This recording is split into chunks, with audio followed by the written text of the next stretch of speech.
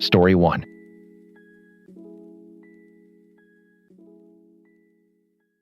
My mother got dressed up, looked me dead in the eye, and told me she wasn't going anywhere. 15 minutes later, I watched her load my stepdad and my siblings into the truck, laughing, and drive off to Dave & Buster's without me. The look she gave me when she saw me standing outside wasn't guilt, it was disgust. So I quietly enlisted in the army, moved my entire life out of her house piece by piece without her noticing, and left a letter detailing every single time she erased me from my own family. She still doesn't know where I am. I'm 19. My mom is Denise. My stepdad is Rick. My bio dad, Matthew, just got out of prison 2 weeks ago and wants to play father for the first time in my life. My little sister Lily is 10, and she's the only person in that house who ever noticed I was missing. My best friend Kayla is the one who helped me disappear. And this is how I finally stopped being invisible.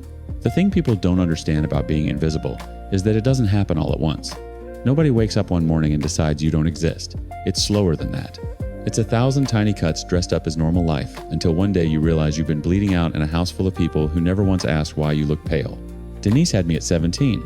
I know this because she reminded me constantly, not with words, but with the way her jaw tightened whenever someone at a school event asked how old she was when she had her first.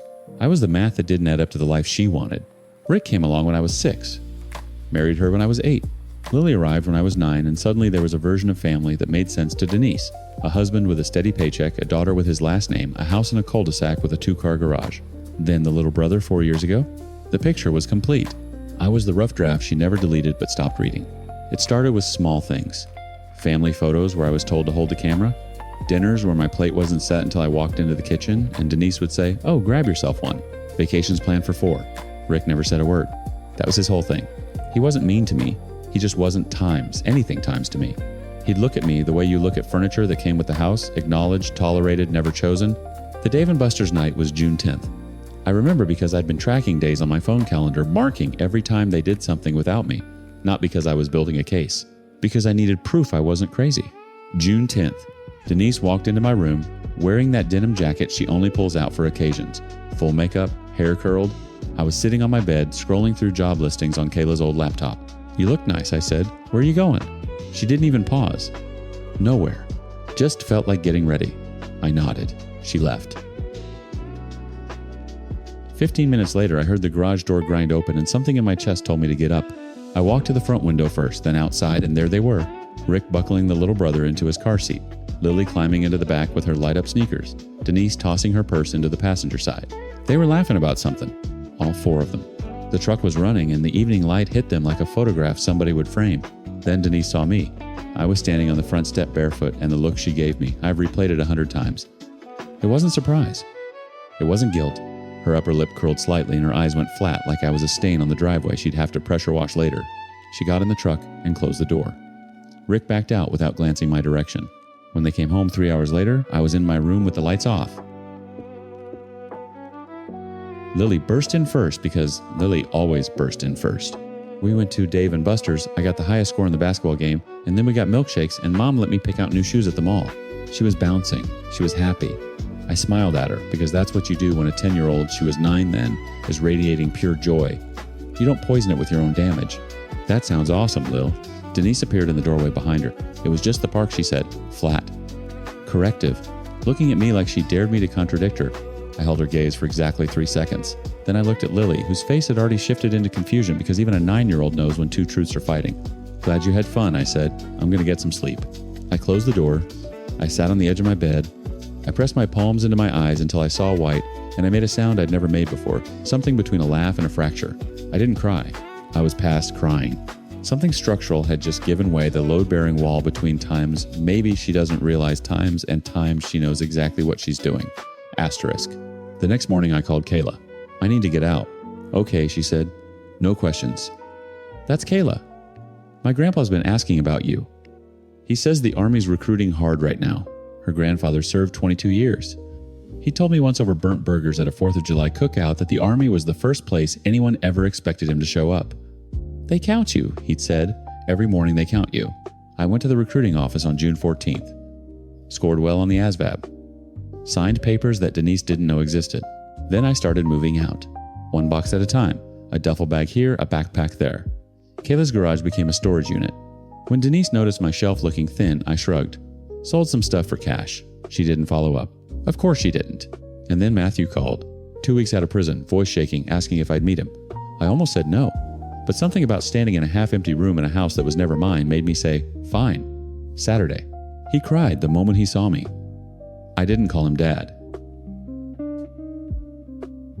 He has to earn it. So I started calling him by his first name, Matthew. Yes, that's his real name. I could see it in his eyes when I called him by his first name that he was hurt by it. But he accepted the fact that he wasn't there for me growing up. And these are the consequences. I'll give you a chance, I told him. 1. Don't waste it. He nodded, tears running into his beard, and for the first time in my life, a parent was crying times for times me. June 23rd. Everything I owned was out of Denise's house.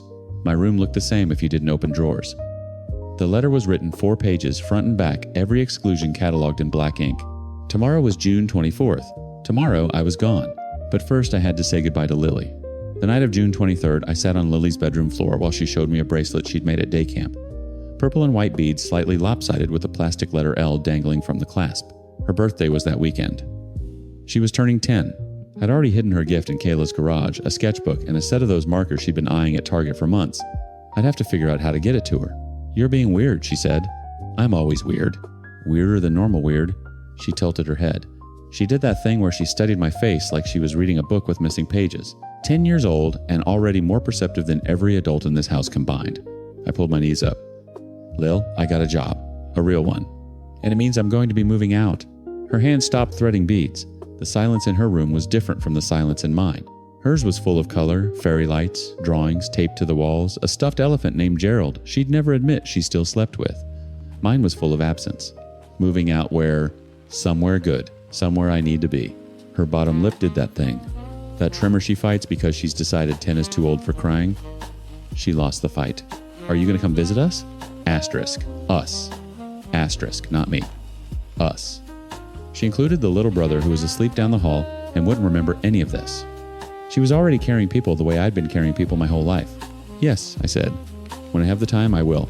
Promise. Promise. She crawled into my lap like she was 6 again, and I held her, and I memorized the weight of her because I didn't know when I'd feel it next. She smelled like strawberry shampoo and the chlorine from the neighborhood pool. My little brother was still too young to understand any of this. He'd wake up tomorrow and my door would be open and my bed would be made and he'd wander in looking for me the way he sometimes did, holding a dinosaur wanting me to make it roar. Someone would redirect him. He'd forget. Kids that age are built to forget. I wasn't built that way. June 24th. I woke at 5:40 a.m. without an alarm. The house was silent in that thick, early morning way where even the air conditioner sounds like it's holding its breath. I got dressed in the bathroom. Jeans. A plain black shirt.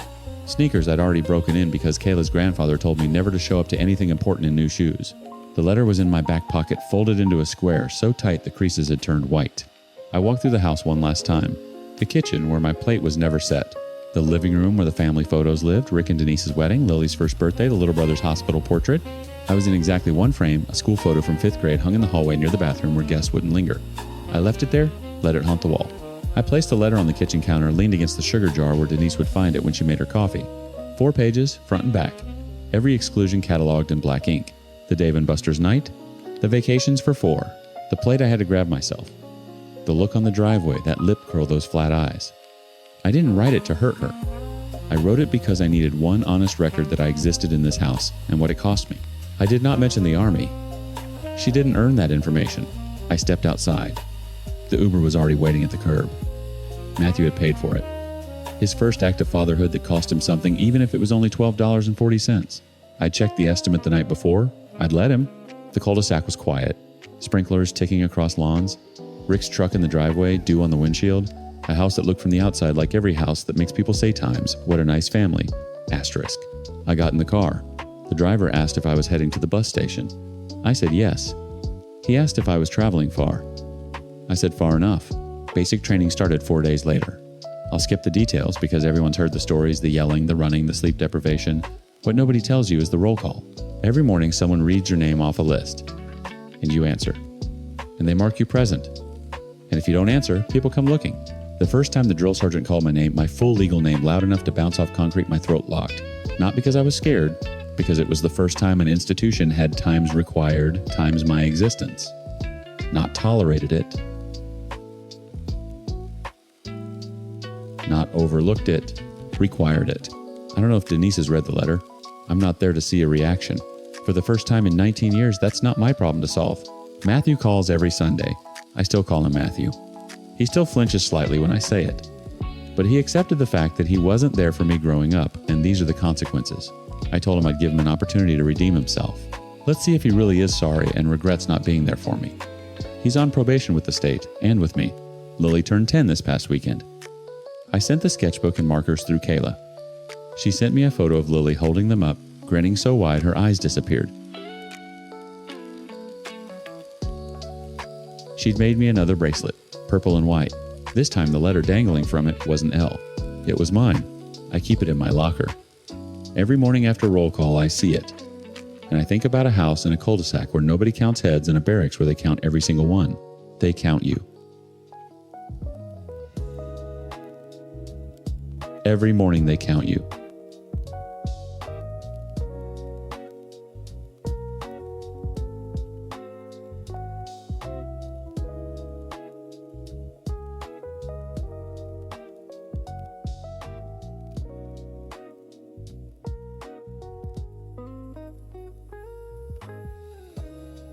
Story 2. I funded my wife's entire acting career, gave up my own dreams so she could chase hers, and she repaid me by using that talent to perform the role of faithful wife while sleeping with 2 men in our bed. Then there's the guy I was hooking up with for months who swore he was single. Turns out his wife works directly under me at my job every single day. First story. I'm Mike, 33. I married Tracy when she was 24, became her biggest cheerleader, her agent, her ATM, whatever she needed to make it as an actress. She landed her first theater role and started weekend rehearsals. What she was actually rehearsing had nothing to do with any script. Second story. I'm a bisexual man in my 30s. I met a guy I'll call Dean on a dating app. Casual thing, no strings. Then I saw him at a mall with his wife and 2 kids, and his wife is Natalie, a woman who reports directly to me at work. Tracy and I met at a movie theater in 2018. She was working the concession stand, and I was the idiot who kept coming back for popcorn I didn't need just to talk to her. She had this laugh that made you feel like you'd accomplished something. 3 months of refills later, I asked her out. A year after that, I proposed. She said yes before I finished the sentence. What people don't understand is that Tracy wasn't always the person she became. Early on, she was warm, present. She'd fall asleep on my shoulder during bad movies and wake up pretending she'd watched the whole thing. She told me on our 3rd date that she wanted to be an actress, and the way her eyes lit up, I believed in her dream before I even believed in us. So I invested. Not blindly, but deliberately. I had my own ambitions. I'd been saving to open a small recording studio. Music production was my thing since college. But Tracy kept getting rejected from auditions, and each rejection carved a little more light out of her. I couldn't watch that.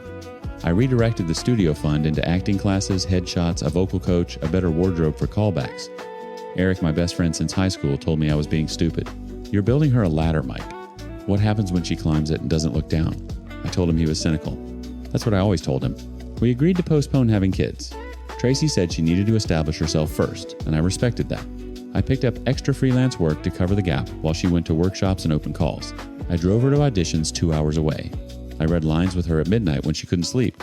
I was the audience before she ever had one. Then, 14 months ago, she got the call. A local theater company cast her in an original production, a real role, not background work. Tracy screamed so loud the neighbors knocked on our door. That night we celebrated like we were 21 again. I remember thinking, times, this is what it was all for. Asterisk.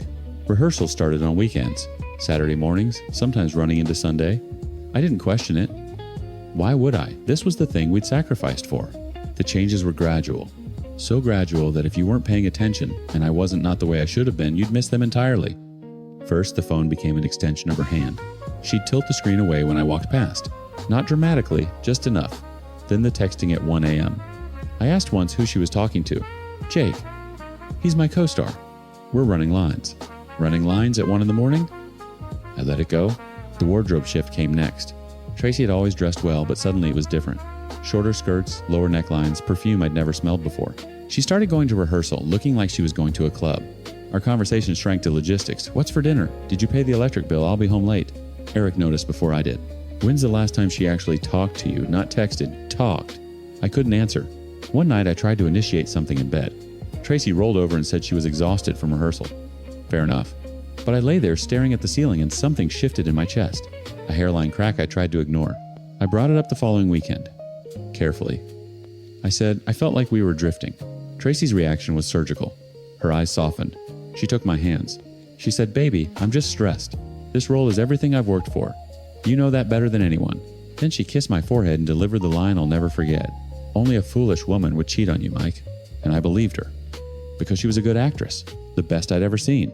The next week, Eric showed me a photo someone had posted on Instagram. Tracy, at a bar with a blonde guy, his arm draped over her shoulder. She told me she was at a late rehearsal. That doesn't look like blocking a scene to me, Eric said. My hands went cold. I confronted Tracy. She exploded.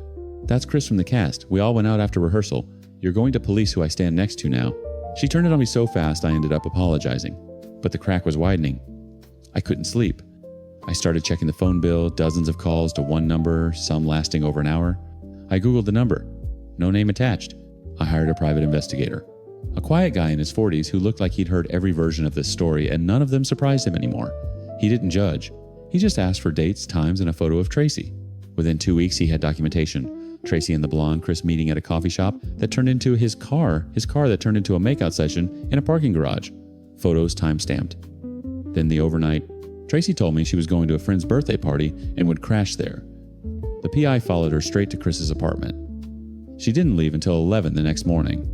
I sat in my car in the PI's office parking lot and read the report 3 times.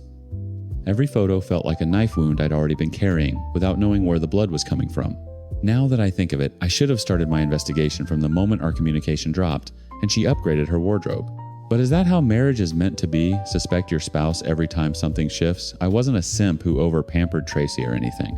We shared the bills, she did most of the chores, and I always controlled my emotions around her. I'm saying this because I've seen stories where most men ignore the red flags. I thought I was different. I wasn't. The PI called me on a Thursday. I was supposed to be out of town for a work trip through Friday. He said, come home early. Tonight, I'll drive. I got in his car at 9 p.m. We pulled onto my street at 10:15. There was a blue Toyota Venza parked in my driveway. I didn't knock on my own front door. I want you to understand that. A man shouldn't have to knock on his own front door. The PI stayed 2 steps behind me. I turned the key slowly, not because I was being strategic, but because my hands were shaking so badly, the lock felt like a combination safe. The house was dim. Living room empty. 2 wine glasses on the counter, one with lipstick, one without. Music playing from the bedroom, our bedroom. Something with bass I didn't recognize. I stood at the bottom of the stairs and heard laughter. Tracy's laugh. The one that used to make me feel like I'd accomplished something. The PI put his hand on my shoulder. I'm recording. Don't touch anyone. I took the stairs 3 at a time. The door wasn't even locked. She hadn't even bothered to lock the door. What I saw when I pushed it open will live behind my eyes for the rest of my life. Tracy was handcuffed to the headboard, our headboard, the one we'd picked out together from a furniture store in Raleigh, and Chris the blonde was on top of her. But there was a second man, someone I'd never seen. He was positioned behind Chris, involved in a way I don't need to describe because the image has already burned itself into a place no amount of therapy will reach. 3 people, my bed, my sheets, my wife. Tracy saw me first. Her face went through every stage of grief in about 2 seconds. Shock, terror, something that almost looked like relief, and then the actress kicked in. Even handcuffed to a bed with 2 men, she defaulted to performance. Mike, wait. We were just rehearsing. Rehearsing. Handcuffed to the bed. With 2 men. Rehearsing. I lunged. Not at her. At Chris. The PI caught me from behind, both arms wrapped around my chest, and I'm not a small guy, but he held me like he'd done this 100 times. He probably had. Not worth it, he said in my ear. I have everything. It's done. Chris scrambled off the bed, grabbing his jeans from the floor. The second man was already halfway to the window like he was considering a 2-story jump. Tracy was pulling at the handcuffs, screaming my name, mascara running. Mike, please listen to me. Who has the key? I asked. My voice sounded like someone else's. Flat. Mechanical. Chris fumbled in his pocket and tossed a small key onto the bed without looking at me. He and the other man were out of the room in under a minute. I heard the front door slam, then the Venza starting. I didn't uncuff her. I turned around and walked downstairs. The PI followed. I sat on the couch for 11 minutes. I know because I watched the clock on the microwave. Tracy eventually freed herself. She must have reached the key. and came down wrapped in the sheet from our bed. Mike, I know what that looked like. Get out. Can we just get out? She stood outside for almost an hour shouting my name and pleading that I let her in. But after acting like she was remorseful, she became abusive, called me names, and left afterward. The next 3 days I didn't eat. Eric came over and sat with me without saying, "I told you so," which is how you know someone is actually your friend. On the 4th day, I started thinking clearly. The PI's footage was thorough, timestamps, faces, everything. But I didn't just want a divorce. I wanted Tracy to understand what it felt like to have something you'd built your whole identity around ripped away. I did my research. The director of Tracy's play, the one who'd given her the break she dreamed about, was a guy in his early 30s with a growing reputation in the local theater scene. And through Chris's social media, which he'd been too careless to make private, I found something interesting. The director was tagged in photos with Chris. Couple photos. Vacation photos. Anniversary dinner photos? Chris wasn't just cheating on some random boyfriend. He was cheating on the man who controlled Tracy's career. I contacted the director. We met at a coffee shop. He was guarded at first, thought I was a jealous husband trying to sabotage a production. Then I showed him the video. Not all of it. Enough. He didn't say a word for a long time. Then he stood up, shook my hand, and left. By the end of that week, Tracy and Chris were both fired from the production. The director released a statement about creative differences. Tracy called me 17 times. I answered once. "You destroyed everything I worked for." "No, Tracy, you did that yourself." "I just made sure the right people saw your best performance." The divorce papers arrived the same week she lost the role. She signed without a fight. I think the reality had finally broken through, even her talent for pretending. This happened last week, and I finally dared to share it here because I have not been myself since the day I caught Tracy with those two guys. I don't know how all of this happened right under my nose. Eric keeps telling me I'll come out the other side. Maybe. But right now, I'm sitting in a quiet house that still smells faintly like her perfume, and the recording studio fund I emptied for her dreams is gone, and I'm 33 years old, starting from zero. The worst part isn't the betrayal. The worst part is that she was right about one thing: she really was a phenomenal actress. She played the role of loving wife so convincingly that I gave her a standing ovation every single day. I just didn't realize the show was never for me.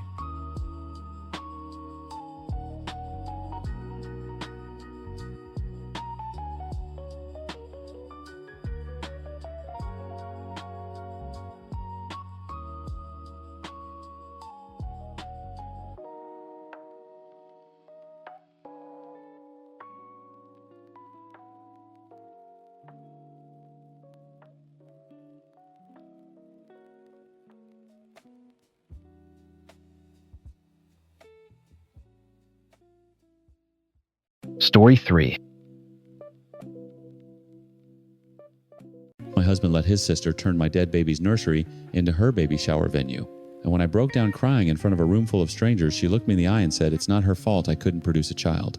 So let me walk you through how I went from opening my home to a pregnant, abandoned girl out of the goodness of my grieving heart, to being treated like a maid in the house I paid for, to watching my marriage of 8 years disintegrate in a single weekend. I'm 29 female. My husband is Marcus. We lost 2 pregnancies, the last one at 31 weeks. His younger sister is Leah. She's 20, and she showed up at our door sobbing, pregnant, and completely alone. And my mother is Diane, who I hadn't spoken to in a long time, but ended up being the only person who showed up for me when everything fell apart. The first thing you need to understand is the nursery. I built it during my second pregnancy, the one that made it to 31 weeks. The one where we had a name picked out, a coming home outfit washed in fragrance-free detergent, a car seat installed by a fire station technician who shook Marcus's hand and said, "Congratulations." I painted the walls myself, a sage green that took me 4 trips to the hardware store to get right. I assembled the crib at 2 in the morning because I couldn't sleep, because my belly was so big and my heart was so full, and I thought foolishly that preparing hard enough could protect us. After we lost her, I closed the door. Marcus never opened it. I never opened it. It just existed at the end of the hallway like a sealed wound, and we walked past it every day and said nothing, and somehow that was how we grieved. Separately, silently. In a house I bought with my inheritance before we even got married, that context matters for what comes next. Leah showed up on a Thursday night in March. Mascara streaked down to her jaw. 1 duffel bag. 5 months pregnant. Her boyfriend had kicked her out, changed the locks, and blocked her number while she was at a doctor's appointment. Their parents, Marcus's and Leah's, had been out of the picture for years, which is a longer story I won't get into, but the short version is that Leah had no one. Literally no one. And I looked at this girl standing on my porch, 20 years old pregnant, shaking, and I saw every nightmare I'd ever had about being alone during the worst moment of your life. So I pulled her inside. I made her chamomile tea. I sat with her on the couch while she sobbed into a throw pillow. And when she finally fell asleep, I covered her with a blanket and whispered to Marcus in the kitchen times, "She stays as long as she needs." Asterisk. He cried, hugged me so hard my ribs ached, told me I was the most generous person he'd ever known. I want you to remember he said that. The first 2 weeks were genuinely beautiful. Leah and I bonded in a way I didn't expect. We'd stay up late eating mint chocolate chip ice cream straight from the carton, talking about everything. Her fears about being a single mom, my grief, the weird and terrible and sacred thing that pregnancy is. She'd rest her head on my shoulder and say, "I don't know what I'd do without you." I believed her. I think she even meant it then. The shift was so gradual, I almost can't pinpoint when it started. Week 3, Leah stopped doing her dishes. Not a big deal. She was tired, she was pregnant, I got it, I washed them. Week 4, her clothes migrated from the guest room to every surface in the living room, bras on the couch, socks on the kitchen counter, wet towels on the hardwood. I mentioned it gently. She said her back hurt and she'd get to it. She didn't get to it. Week 5, she asked me to do her laundry. Not asked, told. She was sitting on the couch, scrolling her phone and said without looking up, "Can you throw my stuff in? I'm the pregnant one, so..." That so did a lot of heavy lifting. I did the laundry.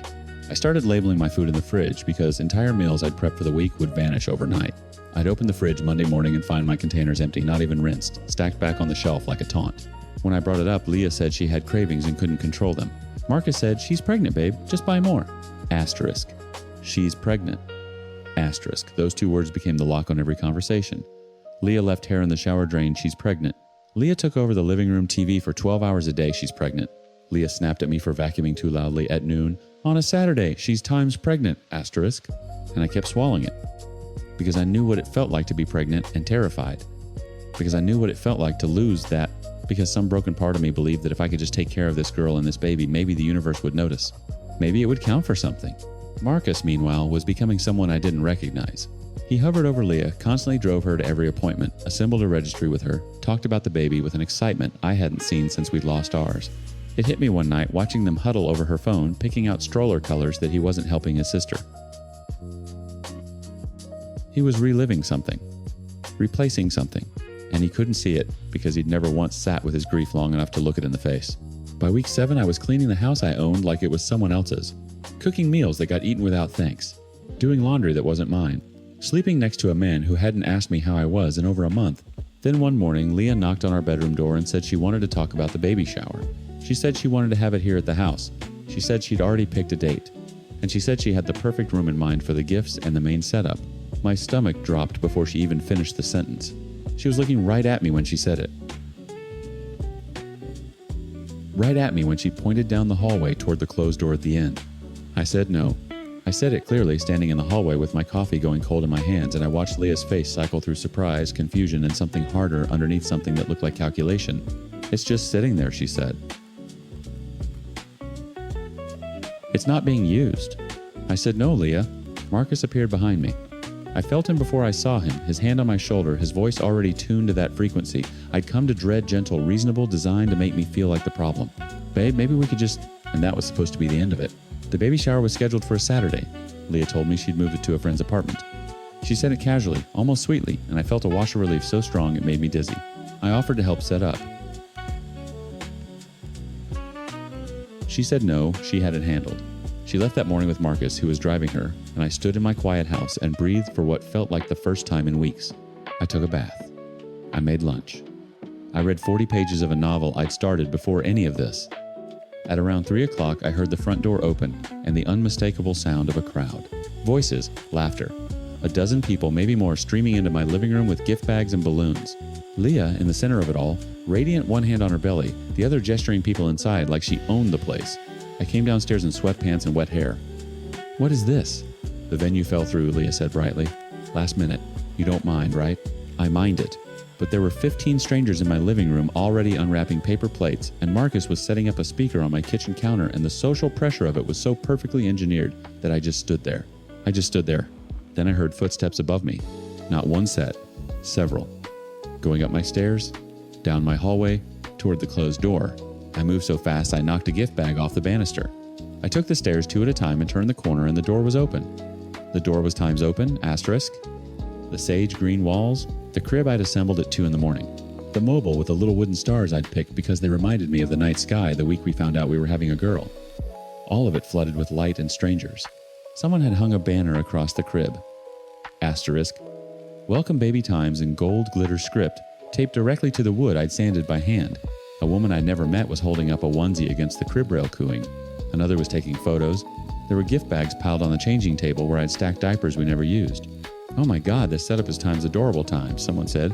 "Leah, did you do all this?" And Leah, standing in the doorway behind me, smiled. The sound that came out of me wasn't a scream. It was lower than that, more animal. I grabbed the banner and ripped it down so hard the tape took paint with it, and the room went silent, and I turned to face all of them, with my dead daughter's name caught somewhere between my chest and my throat. "Get out. Everyone, get out of this room, Times now, asterisk."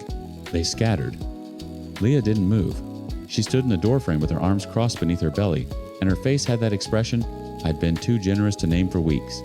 Contempt dressed up as inconvenience. "You're embarrassing yourself," she said. This was my daughter's room. You Times knew Times that. "It's not my fault you couldn't produce a child." She said it flatly, like a fact, like weather. Why let all this go to waste? I looked past her for Marcus. He was at the end of the hallway. He'd heard everything. I could see it in the way he wouldn't lift his eyes. Marcus. Tell her to leave. Nothing. Marcus. Asterisk. Choose. Asterisk. His mouth opened. Closed. He looked at Leah's belly, then at the floor, and the silence lasted 3 seconds, but I felt every year of our marriage collapse inside it. "Both of you get out of my house." They left that night. Leah called me a psycho from the driveway. Marcus carried her bags to his car without a word. He came back the next morning. I was sitting at the kitchen table with coffee I hadn't touched, still wearing the same sweatpants, and he walked in with his key like nothing had detonated 12 hours earlier. He started apologizing, telling me he wanted to make it right. I told him I just needed time away from him. Then he threw it in my face. "Well, it's not my fault you lost our children. Maybe this would have never happened. My sister was right. You are selfish." I have never times made my husband feel like he cannot grieve with me. Never made him feel less than because of his pain. I carried that grief like a shared organ carefully, reverently, even when he refused to touch his half. I turned around and slapped him in the face. I never condone such behavior, and I'm very upset I would ever do that to another human. But I just couldn't deal with this. He took a step back and threw all of my makeup on the floor. Which I get, reaction, adrenaline, I just hit him. But then he broke all of my decor in the bathroom. I yelled at him to stop and that I was sorry, but he just kept going and punched a hole in my bathroom wall. Then he left. Peeled out of the driveway. Gone. I sat on the bathroom floor, surrounded by broken glass and shattered ceramic and the dust from drywall, and I called a number I hadn't dialed in 2 years. My mother picked up on the second ring. "Mom." That was all I got out. Diane drove 45 minutes and 30. She walked through my front door, found me still on the bathroom floor, and she knelt down and held me. She didn't say it was going to be okay.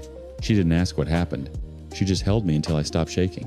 Then she stood up, pulled out her phone, and started photographing every inch of damage. The hole in the wall, the shattered mirror, the makeup ground into the tile. She moved through the house methodically, the nursery door still open, the tape residue on the crib, the banner crumpled on the floor. "You're going to need a locksmith," she said, not looking up from her phone. "And a lawyer." In that order. The locksmith came at 4. The attorney answered my email by 6. 8 years of marriage ended not because I stopped loving Marcus, but because I finally understood that I had been the only one in that marriage willing to grieve, willing to give, willing to break myself open for other people's comfort. And the moment I needed someone to stand in a hallway and say, "Times that room is sacred and you will not touch it," times the moment I needed to be chosen even once I was met with silence. I chose myself. It was the first time in years anyone had.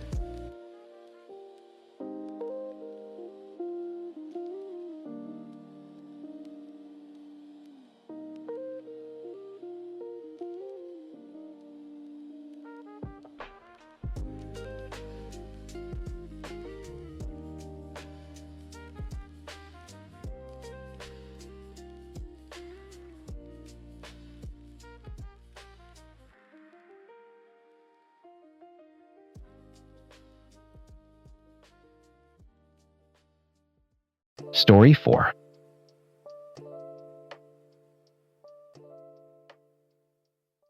My wife told her ex-boyfriend that I love her too much to ever leave, and they both laughed about it. She didn't know I was listening to every single word. So my wife is a social media influencer with hundreds of thousands of followers, and I caught her carrying on a full-blown affair with the ex she swore was out of her life forever. But instead of confronting her right away, I spent weeks collecting every conversation, every lie, every mocking little comment she made about me, and then I used her own playbook against her. The woman who built her career on cameras forgot that cameras work both ways. I'm a 28-year-old data analyst. My wife is Bianca, 27 influencer, brand ambassador, and apparently a world-class liar. The guy she's been sneaking around with is Marcus, her ex-boyfriend of 3 years, who conveniently works at one of the brands she promotes. And my best friend Derek, he's the one who helped me document everything when the time came. Let me give you some background first. I've been cheated on before. Not by Bianca, by a girlfriend in college who spent 6 months making me feel insane for questioning her late nights and locked phone. When the truth finally came out, the betrayal wasn't even the worst part. The worst part was realizing I'd seen every sign and talked myself out of believing my own eyes. I promised myself I'd never do that again. Bianca and I got married 2 years ago after dating for 3. She was already building her platform when we met: lifestyle content, brand partnerships, the whole ecosystem.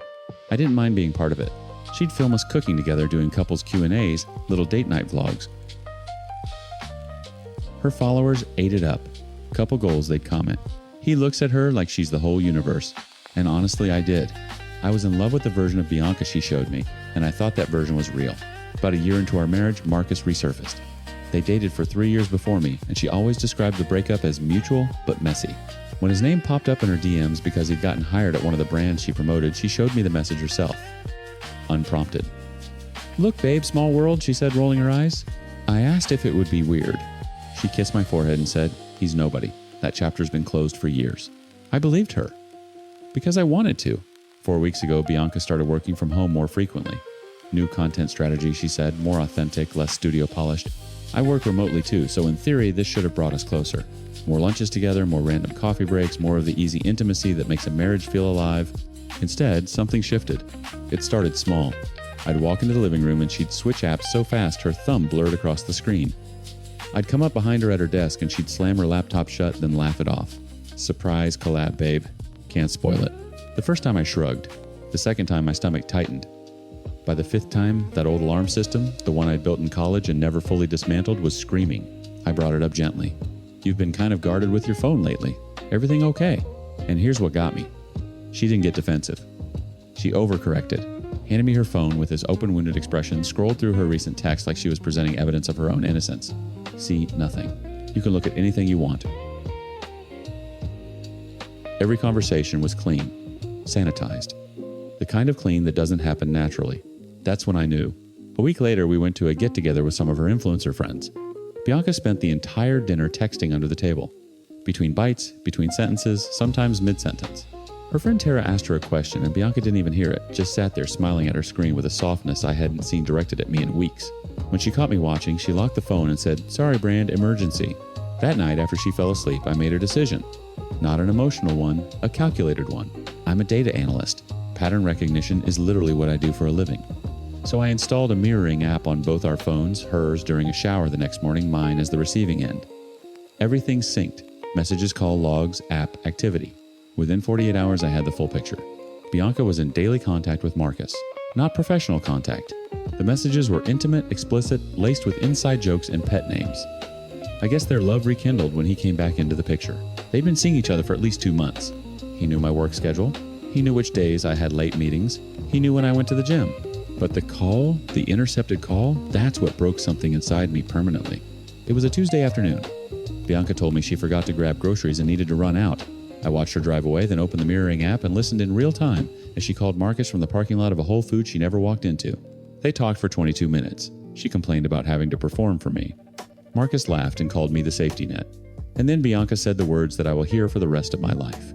"Jackie would never leave me. He loves me too much. Poor thing." Marcus laughed. She laughed. And something behind my ribs went cold and quiet. Now the thing is, I'm so sure Bianca is not supposed to be involved with any of the company's staff or bad-mouthing the company. During that same call, they trashed the brand. Marcus venting about management, Bianca mocking the products she smiles about in sponsored posts. If the organization finds out, her contract will be terminated and her image will be tarnished. That night, Bianca told me she was going out for girls' night. I said, "Have fun, babe." I kissed her cheek. She smiled that influencer smile, warm, effortless, completely hollow. Then I called Derek. We followed her to a restaurant downtown. Not a club, not a bar, a quiet Italian place with dim lighting and corner booths, the kind of place you take someone you're not hiding from yourself, just from everyone else. Derek had his camera ready. We walked in through the side entrance and found them in the back. Bianca was tucked under Marcus's arm, her head against his shoulder, his hand on her thigh. She was laughing at something on his phone. The same laugh from the intercepted call. I stood there for 10 seconds. Derek recorded everything. Then I walked up to the table, pulled out a chair, and sat down across from them. Bianca's face went white. Marcus froze mid-sip. I didn't yell. I didn't curse. I just looked at her and said, "Poor thing showed up." Regarding the video my friend made, I haven't posted it online as intended because I have mixed feelings about it. For the past years, Bianca has maintained an excellent public image. And even though she gets dragged online by some of her annoying fans, she has not had any serious issues with the brands she influences. Right now, I'm going through so much emotionally, and I want to repay her for using me like that. I intend to leak the conversation between Bianca and her boyfriend and the video of them together. I have the intercepted calls where they trash the brand. I have the restaurant footage. I have every deleted message she thought was gone forever. The woman who built her empire on cameras is about to learn that cameras work both ways. I sat with those mixed feelings for 3 days. For the past years, Bianca had maintained an excellent public image. And even though she gets dragged online by some of her annoying fans, she had not had any serious issues with the brand she influences. Part of me, the part that still remembered the woman I'd married, hesitated. Right now, I was going through so much emotionally, and every hour, the weight shifted between grief and something sharper. Something with teeth. But then I'd hear it again. Asterisk. Poor thing. Asterisk. The laughter that followed. The casual cruelty of two people who'd turned my devotion into a punchline. I wanted to repay her for using me like that. So I stopped having mixed feelings. I started with her parents. I sent them a carefully compiled folder, the restaurant video screenshots of the intercepted messages, and the audio from the Whole Foods parking lot call. No commentary, no emotional plea. Just evidence time-stamped and organized because that's what I do. I'm a data analyst. I let the data speak. Her mother called me within an hour, sobbing. Her father didn't call at all. He texted one line times, "I'm sorry, son." Asterisk. Then I went public. I uploaded the restaurant footage to every platform Bianca had built her empire on. Derek helped me cut it clean. No narration, no captions, just the raw 30-second clip of my wife nestled under another man's arm in a candlelit booth, followed by the moment she looked up and saw me standing there. Her expression alone told the entire story, the blood draining from her face, the mouth opening and closing with no sound coming out, the hand pulling away from Marcus's thigh a full 3 seconds too late. Alongside the video, I posted the intercepted call excerpts. Not the intimate parts. I wasn't trying to humiliate her sexually. I posted the parts where she and Marcus trashed the brand. Marcus venting about incompetent management. Bianca mocking the very products she'd filmed herself using with that signature smile, calling them overpriced garbage. I wouldn't feed my dog. I posted her laughing about how easy it was to fake enthusiasm for sponsored content. I posted Marcus coaching her on which talking points to hit in her next campaign video while simultaneously calling the CEO a clown. The brand's social media team found it before their legal department did. By noon the next day, Bianca's contract was terminated. The official statement was diplomatic. We have chosen to part ways with Bianca Morales effective immediately, but the subtext was a controlled explosion. Within hours, Marcus was fired too. The company didn't even give him a meeting. Security escorted him out with a box. Then the dominoes started falling. 3 other sponsors pulled their partnerships by end of week. Her management company dropped her with a form email. The follower count that had taken her 5 years to build began hemorrhaging 10,000 the first day, 30,000 by the third. Comment sections she used to curate like gardens turned into graveyards of mockery and disbelief. Screenshots of her old couple's content circulated with new captions. Couple goals became couple fraud. Headlines picked her name up like carrion birds finding a carcass. Asterisk, influencers, perfect marriage exposed as elaborate lie. Asterisk, asterisk, brand ambassador, caught mocking, own sponsors and leaked audio. Asterisk, every outlet, every blog, every gossip account. The algorithm that had built her was now burying her. Bianca called me 47 times in 2 days. I let every call ring through to voicemail. The messages evolved like stages of grief, on fast forward, confusion, bargaining, fury, threats. Then I whispered, "Jackie, please, we can fix this at 3 a.m. That I deleted without finishing. What she did next, she did to herself. She showed up at my office on a Wednesday afternoon. I'd already moved out of our apartment and was staying with Derek. She stormed past reception, screaming my name, Mascara Street, voice cracking between rage and hysteria. Security removed her in under 4 minutes. 2 coworkers recorded it on their phones. I didn't even go downstairs. That Friday night, she found Derek's address. Derek called me at 11 p.m. "Brother, you need to see this." He'd heard the commotion from his living room and activated the security cameras I'd helped him install 2 years ago, irony layered on irony. The footage showed Bianca in the driveway, kitchen knife in hand, slashing all 4 of Derek's tires with methodical fury. Then she keyed a long, jagged scratch down the entire driver's side of his car. Then she picked up a landscaping stone and hurled it through his front window. The glass hadn't finished settling before Derek was on the phone with the police. We sued her for property damage. Both of us, Derek for the car and Window Me, as co-plaintiff for harassment. In court, Bianca's attorney tried a Hail Mary defense. I had fabricated everything out of jealousy, planted the messages, staged the restaurant encounter. The judge reviewed the video evidence, all of it, including the security footage of her destroying Derek's property, and ruled against her on every count. Marcus didn't show up. Not to court, not to support her, not even a text from what I heard. The man she'd burned her marriage for evaporated the moment the spotlight turned hot. The judge ordered full restitution. Bianca signed the divorce papers without contesting a single term. There was nothing left to contest. No leverage, no audience, no income, no partner waiting in the wings. Just a woman sitting in a courtroom in clothes she couldn't afford to dry clean anymore, staring at the table while a judge itemized the cost of her choices. I blocked her on everything that same afternoon. Every platform, every number, every possible point of contact. Derek did the same. Sometimes I think about what she said in that parking lot. Asterisk, he loves me too much to leave me. Asterisk, she was half right. I did love her too much. But she confused devotion with weakness. And by the time she realized the difference, the camera she built her life around had already captured everything. The influencer who lived by the lens died by the lens. And the poor thing walked away free.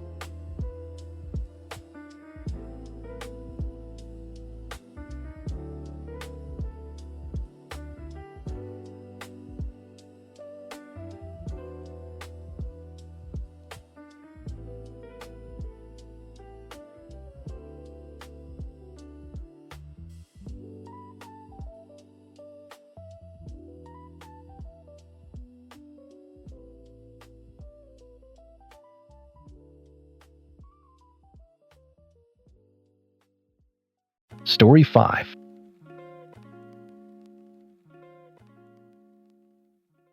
My brother hasn't changed a single diaper in 4 years of fatherhood, and somehow I'm the villain in this story. So here's what happened. My sister-in-law, Lydia, vanished one morning, left behind a letter and 2 little girls, and my brother Greg's first instinct wasn't to call the police or even check if she was alive. It was to call her mom and ask her to move in. When mom couldn't stay, he turned to me, demanding I either move into his house or take his kids entirely, because apparently fatherhood is just something women do for him. I'm 30 years old, I have my own life, and I am losing my mind. Greg is 34. Lydia is around my age. Our mom Donna is 60, and already stretched thin caring for our dad, Roy, who's 65 and not doing well. And then there's Patrice, Lydia's mom, who knows a lot more than she's letting on. Let me give you the background because it matters. Greg and Lydia got married 6 years ago. She was 24, finishing a community college degree in dental hygiene. She was 3 semesters from done. I remember because she talked about it at their engagement dinner. Her eyes lit up, describing the program, the clinic hours, the patients she'd already worked with. Greg smiled through it the way you smile through a child's piano recital. Patient, tolerant, waiting for it to end. She never finished. After the wedding, Greg decided they didn't need 2 incomes. His words, not mine. What he meant was, he didn't need a wife with somewhere to be that wasn't home. First it was, take a semester off, settle in. Then it was, we're trying for a baby, the timing's bad. Then Maisie came and the conversation was over. Lydia stopped bringing it up. I noticed. Nobody else did, or nobody else cared. By the time Harper was born 2 years later, Lydia had become a ghost in her own house. Quiet, efficient. She cooked, cleaned, managed, 2 kids under 3, handled every appointment, every grocery run, every 2 a.m., fever. Greg worked a decent sales job and came home to a cooked meal and a cold beer like he was clocking into a second shift of being served. I am not exaggerating about the diapers. At Maisie's 3rd birthday party, I watched Greg hand Harper mid-blowout, screaming directly to Lydia, who was frosting a cake with one hand and keeping Maisie from sticking her fingers in a candle with the other. He said, "She needs you," and walked back to the living room to watch football with Roy. I looked at my mother. Donna looked at the floor. That's the house Lydia left. The letter was short. Lydia didn't explain much, just said she was sorry she loved the girls and she couldn't do this anymore. She asked Greg to be the father he'd never been. She left it on the kitchen counter next to a week's worth of pre-made meals and labeled Tupperware. Even in leaving, she took care of him. Greg called Donna at 6:47 a.m. I know the exact time because Donna called me at 6:52 already crying. Not because Lydia was missing, because Greg was asking her to come stay. He can't handle the girls alone, she said. He doesn't know their routines. They're his children, I said. I know, but his children. Silence. Then I'll just go for a few days. Until he sorts it out. She went for 11 days. During those 11 days, Greg did not call the police, did not contact Lydia's friends, did not call Patrice, did not Google how to make oatmeal. Donna cooked, cleaned, did school drop-off for Maisie, and managed Harper's nap schedule, while also calling home 3 times a day to make sure Roy had taken his blood pressure medication and eaten something. Roy, to his credit, lasted 9 days before he called Greg directly and said, "Send my wife home. I'm not dying alone, so you can have a maid." Roy is not a gentle man. But he wasn't wrong. When Donna came home, Greg called me. Not to ask how I was, not to update me on the girls. He opened with, "So Mom can't stay anymore and I need someone here." I waited. I actually waited because part of me thought the next sentence would be a question about Lydia. Where she might be. Whether she was safe. Whether someone should be looking for her. Can you come stay for a while? Or honestly, could you just take the girls? You've got that second bedroom. My second bedroom is my office. I work from home. I freelance. That room is how I pay rent. Greg. Have you called the police? She left a note. She wasn't kidnapped. Have you called Patrice? Lydia's mom. Why would I call her? Because your wife is times missing asterisk. She's not missing, she left. There's a difference. I need help with the girls, not a detective. I pressed my thumbnail into my palm so hard it left a crescent mark that lasted an hour. I'm not moving into your house. Then I'm not taking your children. So what am I supposed to do? Be their father. He hung up on me. Within 48 hours, I'd gotten calls from Donna, Roy, and Greg's best friend Mike, all delivering variations of the same message times. You're being selfish. Those are your nieces. Family steps up. Asterisk, Donna cried. Roy called me cold. Mike, who I've spoken to maybe 6 times in my life, told me I'd regret this when the girls were older. Nobody, not one person said Greg should learn to parent. Not once. The entire family was engaged in a frantic search, not for Lydia, but for the next woman willing to erase herself into that house. I held the line. But the comments on my original post started worrying me. People were asking hard questions. Asterisk. Has anyone actually confirmed Lydia is alive? Have you checked with her mother? This sounds like it could be something worse than leaving. Asterisk. So on day 14, hands shaking, I called Patrice. She picked up on the first ring. And the second I said, I just want to make sure Lydia is safe. Greg hasn't filed a police report, but I'm thinking maybe someone should. Her voice went tight and fast in a way that made every hair on my arm stand up. Please, she said. Please don't file anything. The silence on Patrice's end lasted 3 seconds. It felt like 30. Patrice, I said carefully. Why not? She's safe. That's all I can tell you. She's safe, and she's working on things. Please. If someone files a report, they'll look for her, and if they find her, her voice cracked, not the way Donna's cracks, which is performative, designed to pull you into compliance. Patrice cracked like a window hit by a rock, sudden, structural, irreversible. She can't come back to that house, Patrice said. You understand, she times cannot asterisk. I understood. I'd understood since the engagement dinner. Did you help her leave? Another silence. Then very quietly, I drove her to the bus station. I sat down on my kitchen floor. Not because I was shocked, because my legs decided independently of my brain that this conversation required a lower center of gravity. I pressed my back against the cabinet and stared at the ceiling. Where is she? I can't tell you that. I'm not going to tell Greg. I know you're not. But I promised her. She's somewhere she can finish. That's all I'll say. Asterisk. Finish. Asterisk. 3 semesters. 6 years late. I closed my eyes and saw Lydia at that engagement dinner, describing the bite wing x-ray technique she'd perfected, and Greg checking his phone under the table. Patrice. The girls. I know. Her voice went thin as paper. You think I don't know. You think I sleep. Someone has to. She'll call you, Patrice said. Give her a day. She'll call you herself. Just please. No police, no reports, no Greg. She hung up before I could answer. Lydia called at 1140 p.m.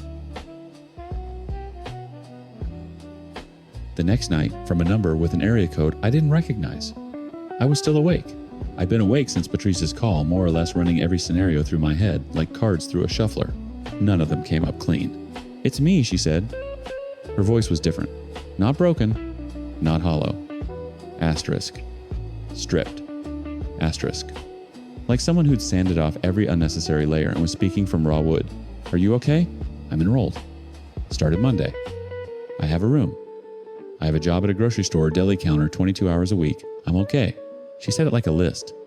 Like she'd rehearsed it. Like she knew I'd need the facts before I could hear the rest. Lydia, I know what you're going to say. You left your kids. The silence that followed was the loudest thing I've ever heard. Then she inhaled ragged wet, the sound of someone who has cried so much their lungs have memorized the rhythm, and said, "I know leaving the kids was wrong." She cried when she said she knew and hoped they could forgive her. She really couldn't live this life anymore. Leaving them was the hardest decision she ever made, but she felt it was better than taking them and letting them starve with her. At least here, they have a home and family. I did ask why she couldn't just divorce my brother then. She said she didn't have the money for a lawyer or anything. No home to return to. She's not proud of it, but said she couldn't stay and fight. 6 years without income, without a degree, without a bank account. Greg didn't monitor. She'd done the math. She'd done it over and over, lying awake next to him while he snored, and every version ended the same way, destitute in a shelter with 2 children she couldn't feed. She didn't tell me where exactly she was. Didn't want to risk it. Asked me not to give her number to my family. I did tell her about the situation with her kids, how Greg handed them off like luggage, how he'd called Donna, then me, then tried to pawn them entirely, how he still hadn't filed a single document or made a single phone call to find her, how his first and only instinct every time was to locate the nearest woman and transfer the weight. She went quiet for a long time. Then she just said, "My brother will figure it out. She cannot help in any way right now. She will come back to her babies when she can." Good grief, I wanted to argue with her. I wanted to say times those girls wake up every morning and you're not there. Asterisk. But I thought about Greg handing a screaming Harper to Lydia while she frosted a cake, and I realized those girls have been waking up every morning with one functional parent for their entire lives. They just didn't know it was only one. So now I carry this. Lydia's number saved under a fake name. Patrice's secret sitting in my chest like a swallowed stone. The knowledge that my sister-in-law is in another state working a deli counter and studying dental anatomy, building the life my brother dismantled before it started. Greg called again yesterday. Same script. The girls are out of control. Maisie won't stop asking for mama. Harper has a diaper rash he doesn't know how to treat. He said, and I quote, "This isn't sustainable." I almost laughed. 6 years of Lydia doing everything alone that was sustainable, 2 weeks of Greg doing a fraction of it, and the whole structure collapses. Donna has started going over on weekends. She looks exhausted. Roy calls me every few days to complain that his wife is being borrowed again. The irony, Roy, who never cooked a meal in 65 years, angry that his domestic support has been redirected to another man who never cooked a meal, is so thick I could choke on it. Nobody asks about Lydia anymore. She's been replaced in the conversation by logistics. Who's covering Tuesday? Who's handling the pediatrician? Who's buying diapers?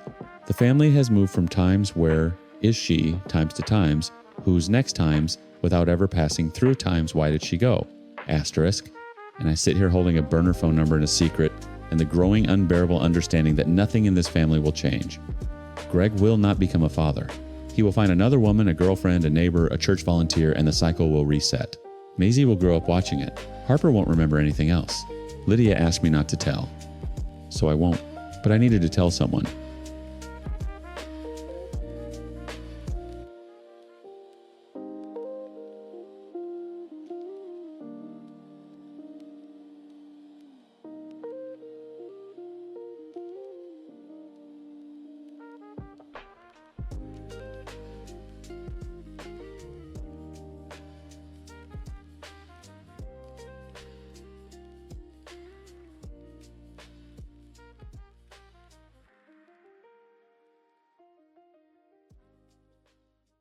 Story 6.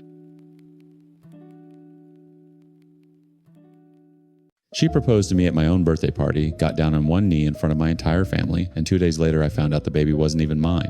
Actually, it gets worse. It wasn't his either. So, my girlfriend cheated on me with a wealthy DJ, got pregnant, couldn't pin down who the father was out of at least 4 different men, and then tried to convince me to just raise the baby anyway because I was, and I quote, already here.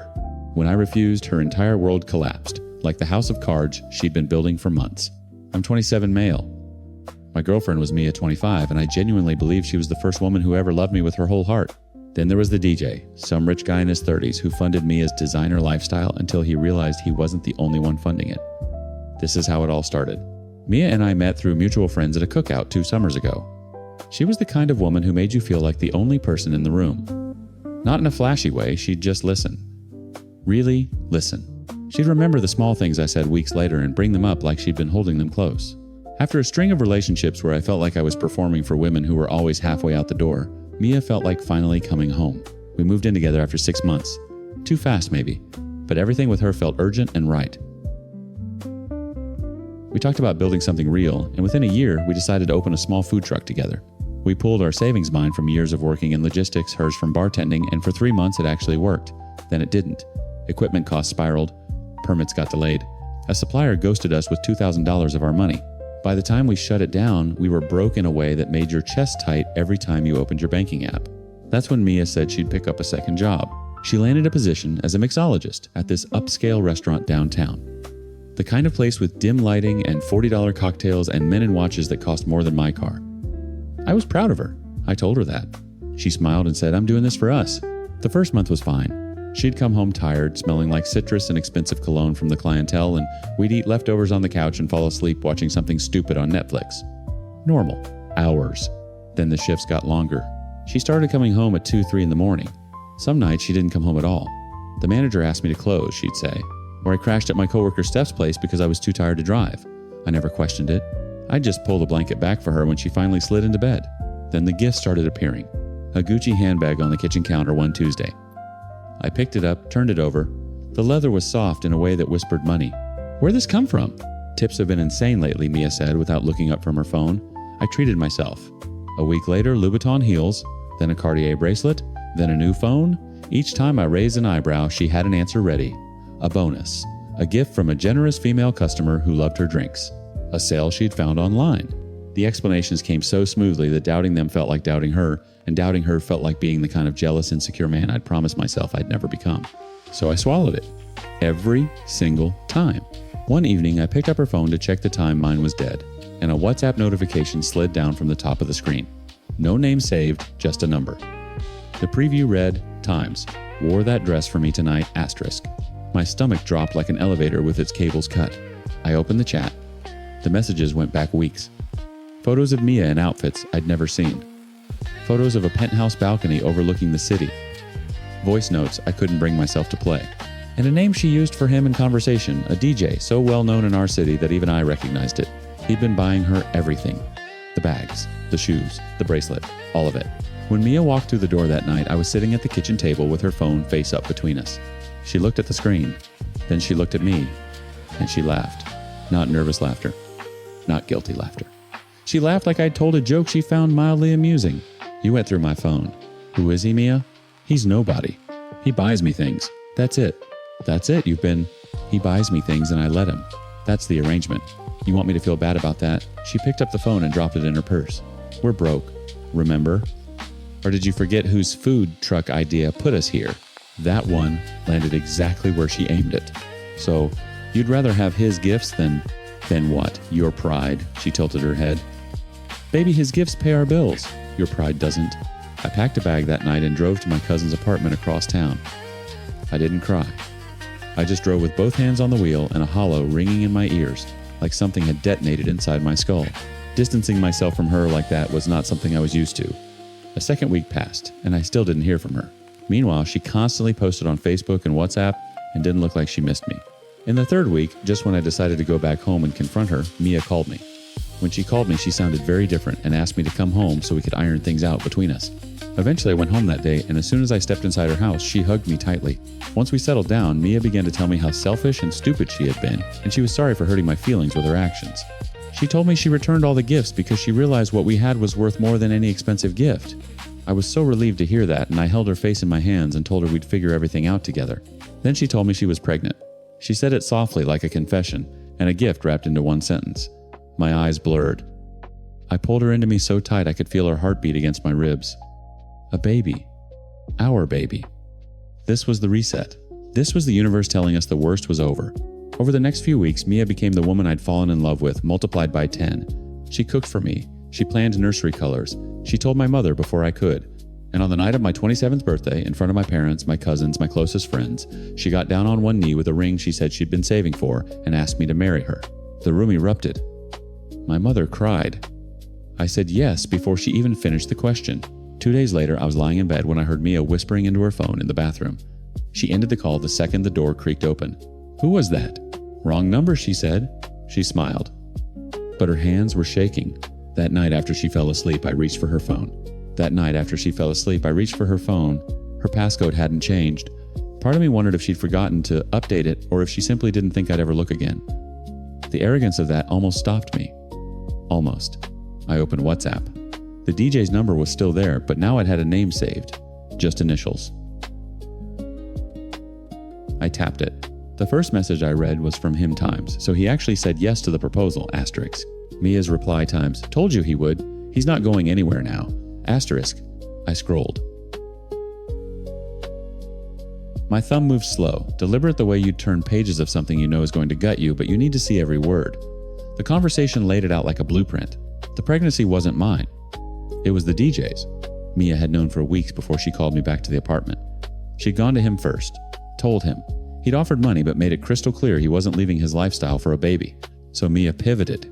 She came back to me with tears and apologies and a belly full of another man's child, and she repackaged the whole thing as redemption. The proposal wasn't love.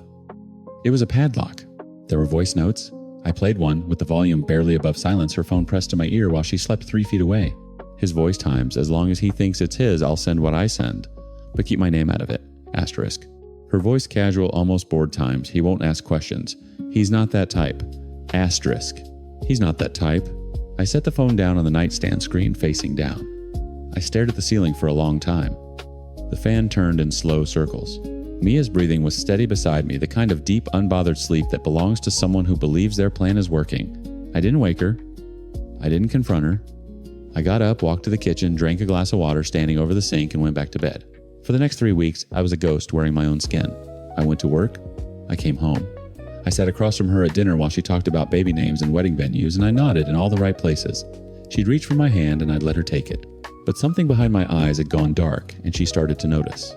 "You've been distant," she said one evening, her fork paused halfway to her mouth. "Just tired." "You're always tired now. Work's been heavy." She watched me for a beat too long, then went back to eating. She didn't push it. Pushing it would have meant risking the structure she'd built, and Mia was too smart for that. On a Sunday morning, I sat on the edge of the bed and said it. "I want a paternity test." The silence that followed had a texture. Thick, pressurized, like the air before a storm cell breaks. Mia turned from the mirror where she'd been moisturizing her face. Her hands were still glistening. "What?" "A paternity test. Before the baby comes." "Why would you?" Her voice cracked. Not from sadness. From calculation breaking down in real time. "Why would you ask me that?" "Because I need to know." "You do know. You know this is your baby. You know that. Then the test shouldn't be a problem." That's when the performance started. Tears first instant heavy rolling down her cheeks like she turned on a faucet. Then the accusations. I was paranoid. I was toxic. I was punishing her for the DJ situation that she'd already apologized for. Then insults. I was weak. I was pathetic. No wonder she'd looked elsewhere. Then back to tears, a full cycle in under 5 minutes. I watched all of it like a man watching weather through a window. "I'll be gone by morning," I said. "You're not going anywhere." "I already know, Mia." She stopped. Mid-sentence, mid-breath.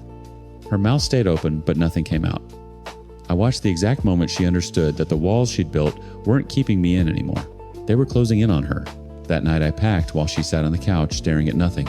I didn't take everything, just what mattered. At the door I left a note on the counter. 4 sentences. I told her I'd read the messages. I told her I knew about the DJ, the money arrangement, the plan to pass off the baby as mine. I told her not to call me. She called 11 times before sunrise. On the 12th call, 2 days later, I answered. I don't know why. Maybe I needed to hear her say it out loud so the last thread of doubt could finally snap. What she said was worse than anything I'd imagined. "It's not his either." "What?" "The DJ. He did his own test. It's not his baby." Her voice was flat now, stripped of performance. "He's gone. Blocked me on everything." "Then whose is it?" A long pause. I could hear her breathing ragged and wet. "I don't know." There were others. 4 maybe. I don't know which one. I pulled the phone away from my ear. Her voice kept going tinny and small like something trapped in a jar. I brought it back. "You could still be the father. You could just be the father. You don't need a test to be a dad. You just need to show up. Please. I'm alone. Everyone left. Steph won't talk to me. My girls found out, and they please. Just come back. You don't even have to love me. Just be here." I listened to every word. I owed myself that hearing the full shape of what I'd almost built my life around. Then I hung up. Then I blocked her number. The last thing I heard through mutual friends was that the DJ had already moved cities. 2 of the 4 men she'd named denied ever being with her. Her co-worker Steph had told their entire social circle the truth after Mia tried to borrow money using the pregnancy as leverage. Her friends didn't leave all at once. They left in a slow, disgusted trickle, the way people back away from someone they realize they never actually knew.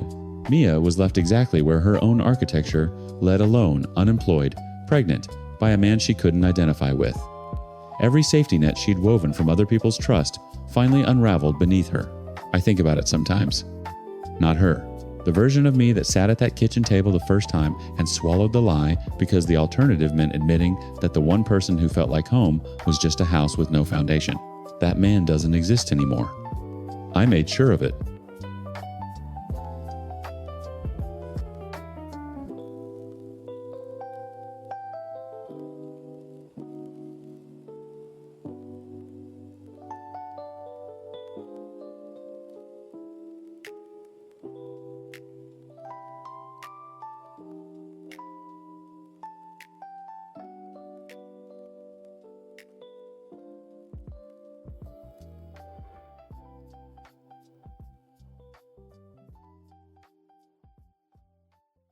Story 7. I know what my husband told you. I know how I look. I'm the cheater, the liar, the one who broke our family. And I am. I did those things. But a story is never just one thing, and a person is never just the worst thing they've ever done. Before I was the villain in his story, I was just disappearing. Our life was perfect on paper. My husband is a good man. He's a planner, a provider. He made sure the mortgage was paid, the cars were serviced, and the retirement accounts were healthy. He managed our life like it was the most important project he'd ever been assigned, and he never missed a deadline. We had 2 amazing kids, a nice house, and a good neighborhood. It was the exact life I thought I always wanted. But somewhere along the way, I stopped being a person in it. I became a line item on his project plan. I was mom. I was wife. I was the chauffeur, the cook, the one who knew where the extra light bulbs were and when the kids needed their checkups. My husband would come home and ask how was the day, but he wouldn't wait for the answer. He'd be looking at the mail or scrolling through his work emails on his phone. He loved me, I believe that. But he didn't times me anymore. I was just a part of the house, like the furnace or the plumbing. As long as I was functioning correctly, I didn't require any special attention. The loneliness was an ache so deep I started to forget what it felt like not to have it. Then I met him.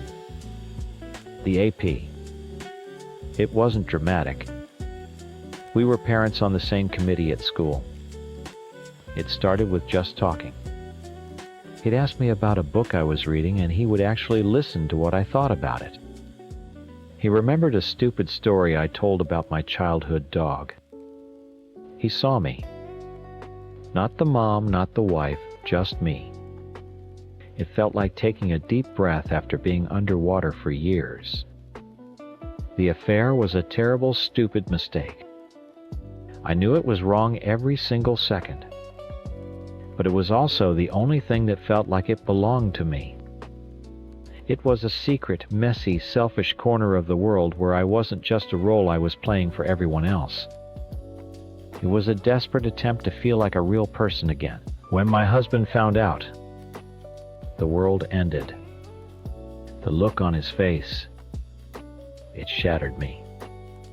The beautiful, stable life he had so carefully built was in flames, and I was the one holding the matches. The guilt was a physical thing. It was heavy, suffocating. I saw the pain I had caused him, the father of my children, the man I had built a life with. I hated myself for it. I would have done anything to take it back. We agreed to try. We started therapy. He laid out the rules for reconciliation like a new project plan. The main rule, the non-negotiable one, was no contact with the AP. 0. Block his number, delete him from everything, act like he doesn't exist. I promised. I swore I would. I meant it with every fiber of my being. But it was impossible. He wanted me to just stop. To cut out this part of my life and pretend it never happened. But the AP was the only person on the planet who knew the whole ugly truth. He was the only one who saw me when I was invisible. How was I supposed to talk about that with my husband, the man whose heart I had just ripped out? I couldn't tell him. I was terrified that I felt lost, that some days I didn't even know who I was anymore. He would just see it as an excuse. He was the victim. I had no right to have complicated feelings. My friends only knew the perfect wife version of me. I couldn't tell them. I was completely alone in the wreckage I had created. So I broke my promise. I kept talking to him. Not like before. It wasn't romantic. It was desperate. It was like calling the one other person who was at the scene of the car crash to ask if they remembered how it happened. I would text him when the guilt was eating me alive, when my husband looked at me with that empty hurt expression. He was the only one I could say it to. I was drowning, and he was the only one who knew what the water felt like. I deleted the texts and the call logs every single time. It sounds bad, I know. It looks like I was just hiding the affair all over again. But I wasn't hiding it from my husband. I was hiding my weakness. I was so desperate for him to see that I was trying, that I was getting stronger, that the good wife was coming back. I couldn't let him see the pathetic, scared woman who still needed a crutch to get through the day. Every deleted message was me trying to erase my own failure, hoping that if he didn't see it, it wasn't real. The weeks went on. Therapy was hard. Some sessions were just us sitting in silence. Other times it was him listing my failures. But there were moments, tiny little cracks of light, where I thought we might actually make it. We'd share a small smile over one of the kids' jokes. He'd touch my hand for a second longer than necessary. I held onto those moments like a lifeline. I thought we were building something new. I thought the honesty was starting to work, even if mine was incomplete. He was getting calmer, more distant, but I told myself it was part of the process. He was processing. He was healing. The rages had stopped, replaced by a quiet, calculating stillness I mistook for acceptance. I thought he was finally starting to see me again, the real me who was trying to find her way back. This week he told me he thought we were ready for a real breakthrough in our next therapy session. He seemed almost hopeful. For the first time in months, I felt a flicker of actual hope myself. Maybe we had finally hit the bottom and were on our way back up. We drove to the therapist's office together. I remember looking over at him in the car, about to say something about how glad I was that we were still trying. But the look on his face stopped me cold. It wasn't anger. It wasn't sadness. It was the calm, satisfied look of a man who had already won the game and was just waiting for his opponent to realize it. I walked into the therapist's office feeling lighter than I had in months. I sat on the familiar gray couch and smiled at him a real smile. He didn't smile back. He just sat there, his hands resting on a manila folder in his lap. He looked at our therapist doctor, Alan, and nodded like he was giving her a signal to begin. So she started. You mentioned you wanted to talk about a breakthrough. My husband opened the folder. I did, he said, his voice flat and empty. I've had a breakthrough in my understanding of the situation. He pulled out a stack of papers and slid them across the coffee table toward me. Divorce papers. My name was already typed on every line. My breath caught in my throat. I just stared at them. This wasn't a breakthrough. This was an ambush. "I don't understand," I stammered, looking from the papers to his face. There was nothing there, no anger, no sadness, just a cold, hard finality. "I think you do," he said. He then pulled his phone out of his pocket. "I did what you couldn't. I sought out the truth." He pressed play. A recording started, and I heard his voice, then another man's. The AP's. My husband had confronted him, recorded the whole thing. He'd edited it down to just the worst parts, the confirmations of calls and texts that I had promised were over. It was a confession. My confession coming out of another man's mouth. He played it for me, for our therapist, like a prosecutor presenting evidence to a jury. Every word was a nail in the coffin of our marriage. I felt the blood drain from my face. This wasn't a therapy session. It was a public execution, and I was the one on the chopping block. He hadn't come here to heal with me. He had come here to win. He wanted a witness to my final humiliation. He wanted to watch me break in front of the one person who was supposed to be helping us fix it. When the recording ended, the silence in the room was deafening. He put the phone away. "I've called my lawyer," he said calmly. "You'll be served officially at the house. I just wanted you to have this copy first. Out of respect." Respect. The word was so cruel it almost made me laugh.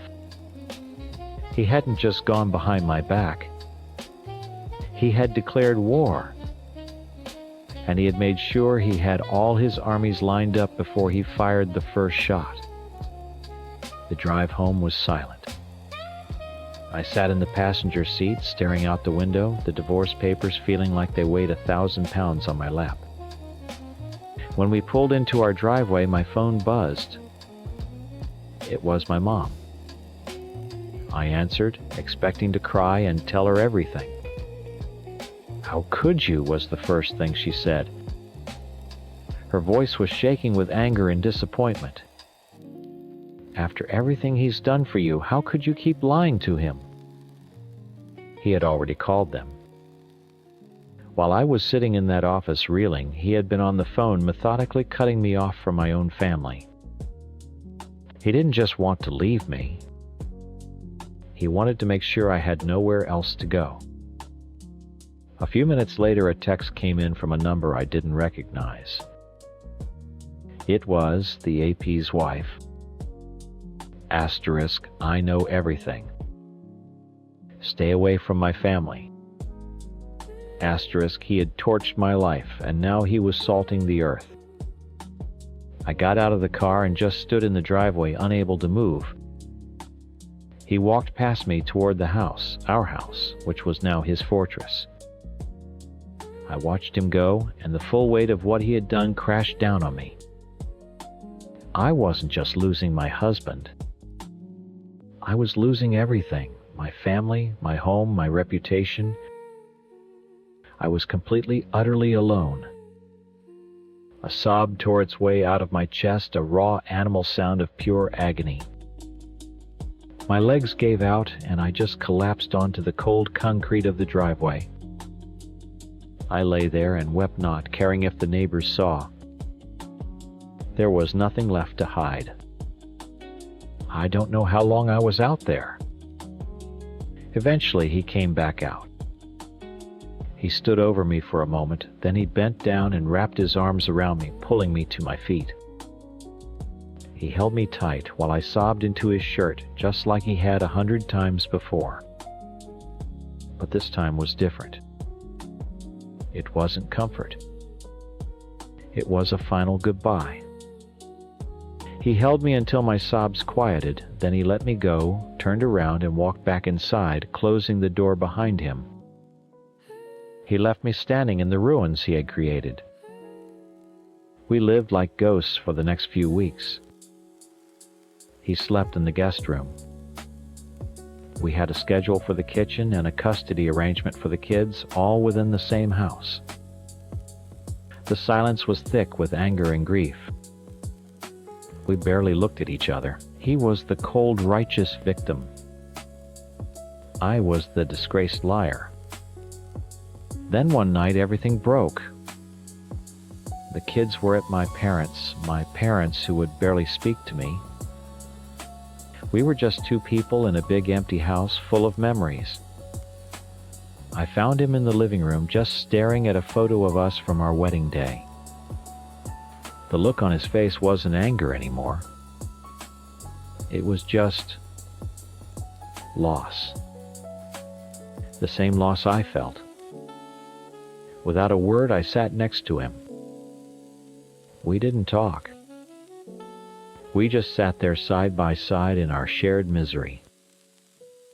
And then we were touching, a hand on an arm, a head on a shoulder. It wasn't about forgiveness. It was about loneliness. It was a desperate human need to not be completely alone in the dark. We ended up in our bedroom in our bed for the first time in months.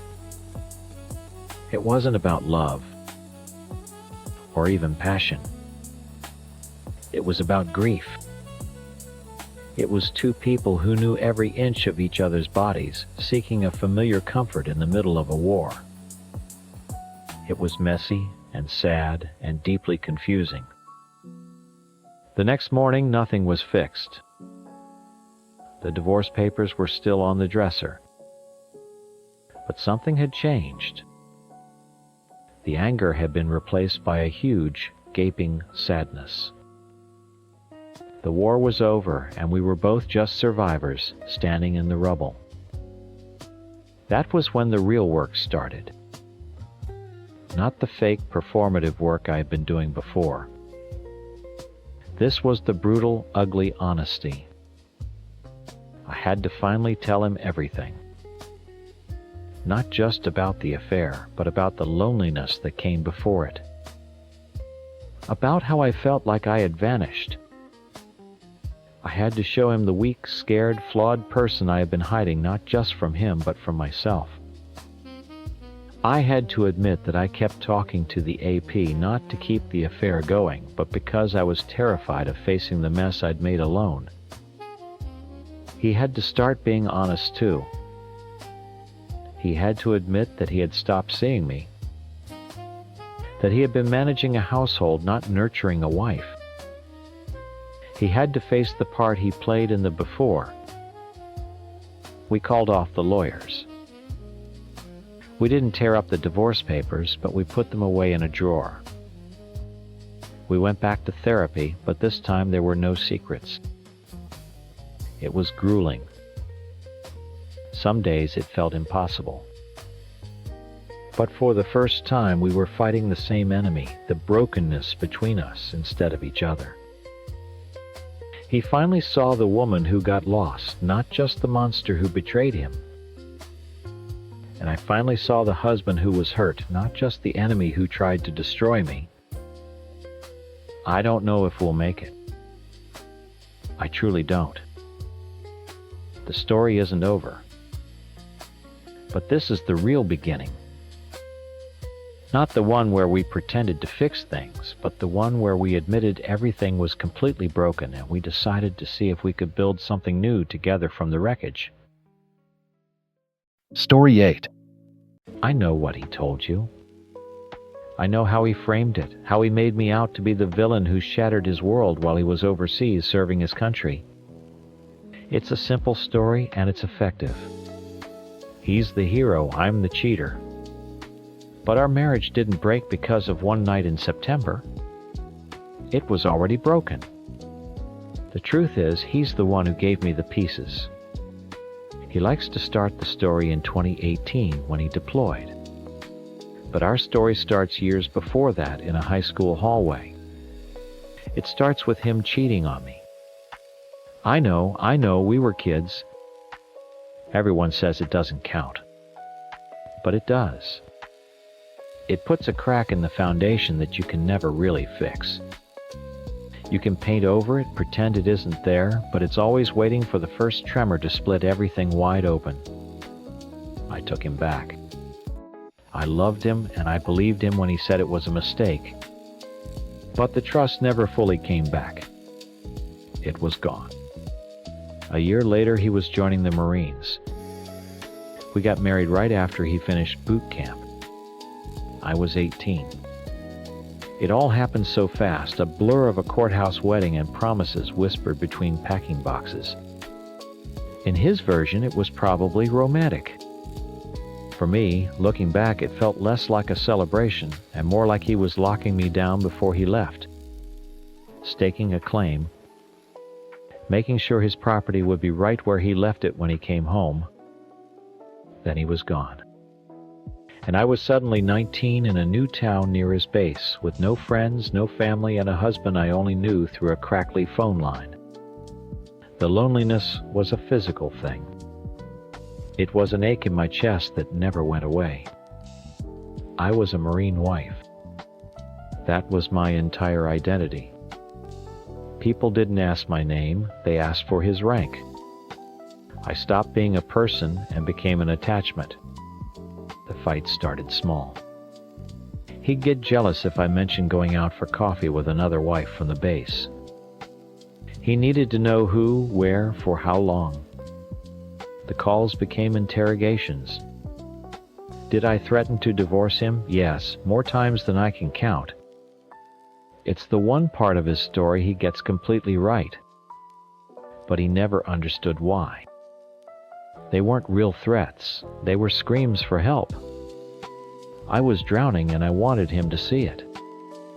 I wanted him to fight for me, to tell me not to go, to remind me why we got married in the first place. I wanted him to show me that I was more than just an obligation, a box he'd check before deployment. He never did. He'd just get angry, tell me I was being selfish, that he was the one in a war zone. He never got that I was in one too.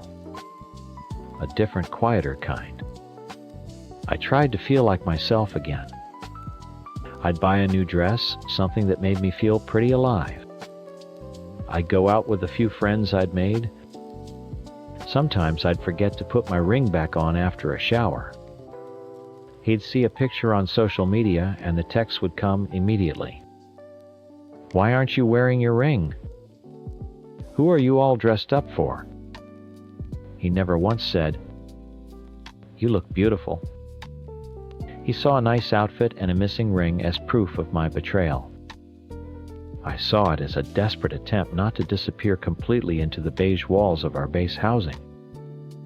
By September 2018, I felt like a ghost. The fighting was constant. We were just two angry, lonely people shouting at each other across an ocean. Levi wasn't part of some grand plan to hurt him. I wasn't looking for an affair. Levi was just there. An old friend from high school from before all of this. He was in town visiting family, and we reconnected online. Talking to him felt easy.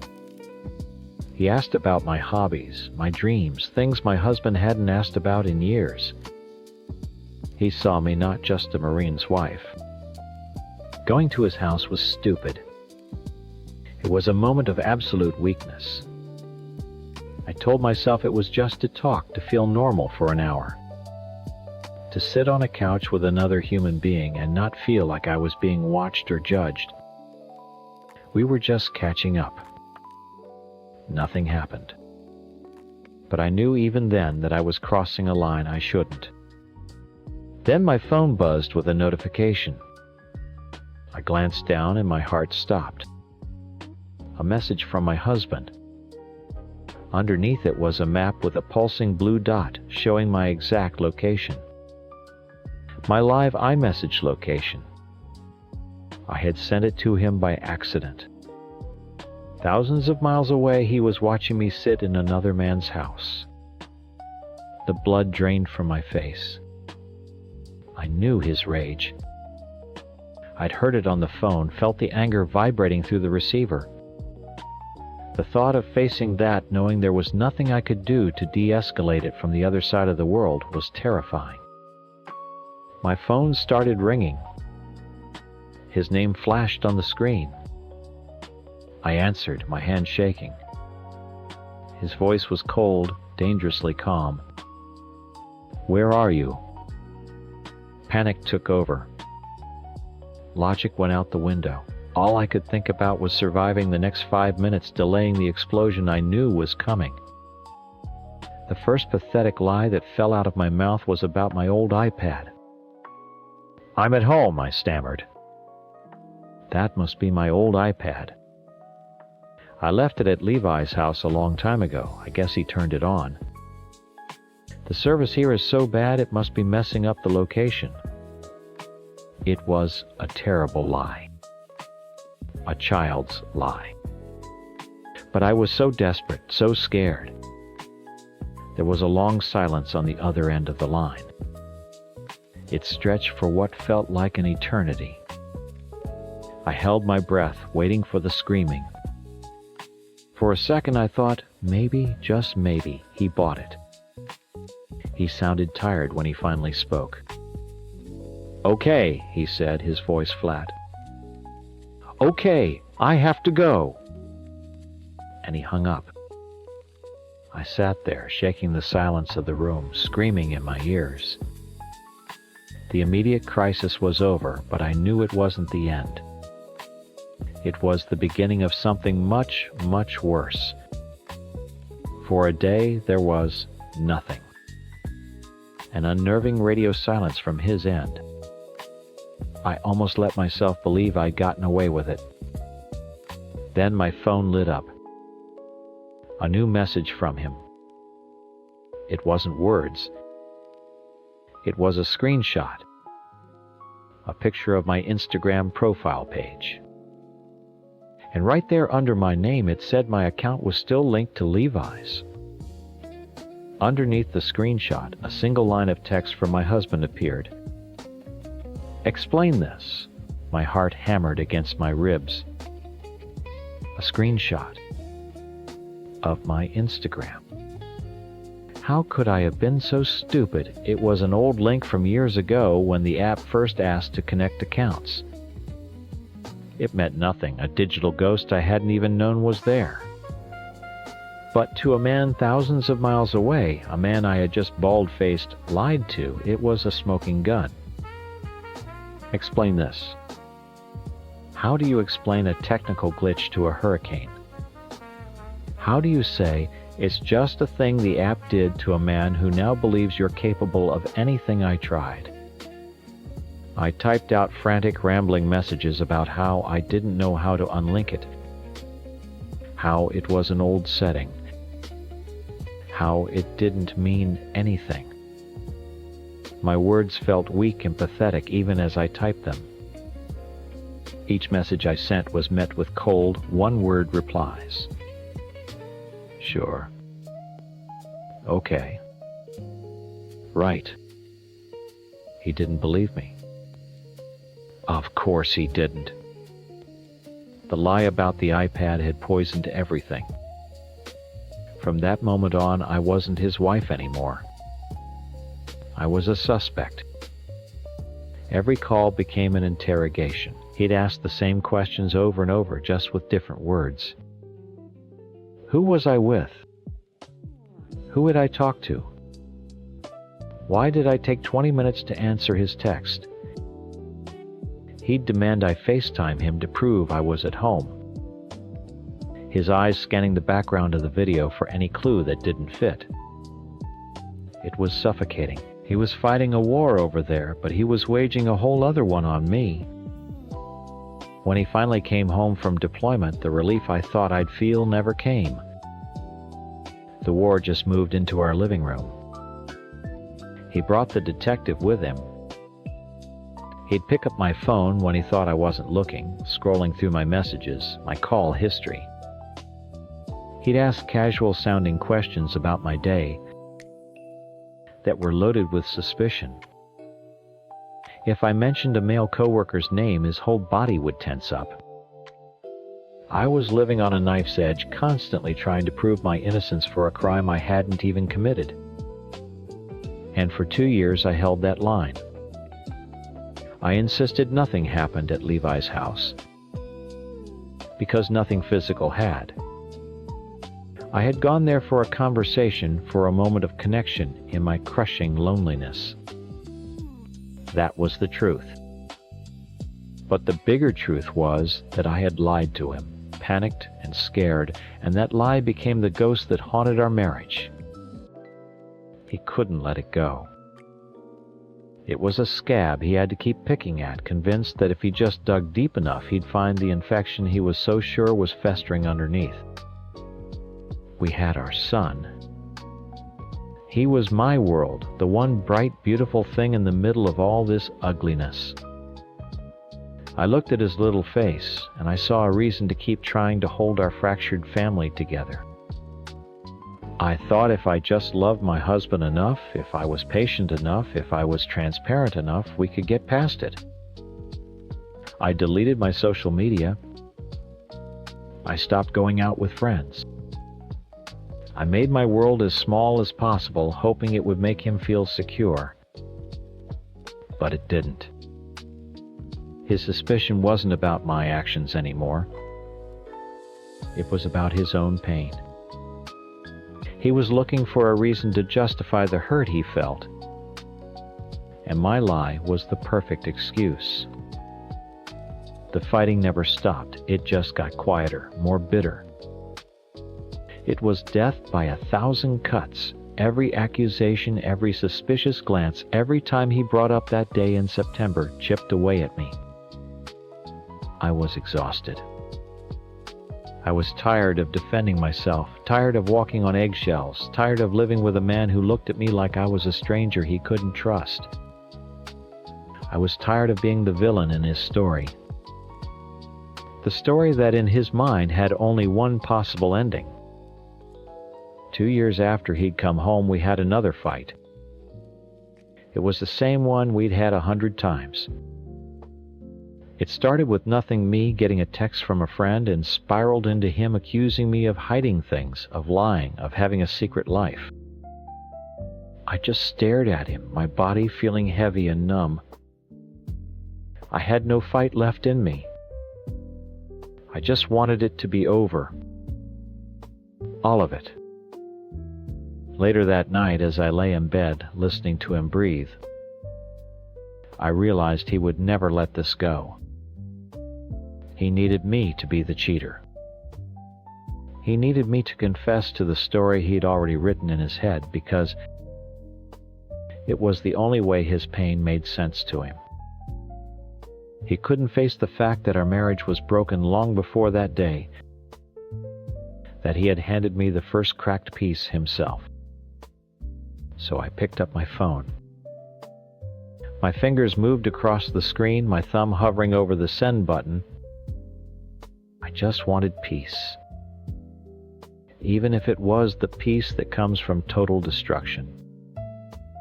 I gave him what he wanted.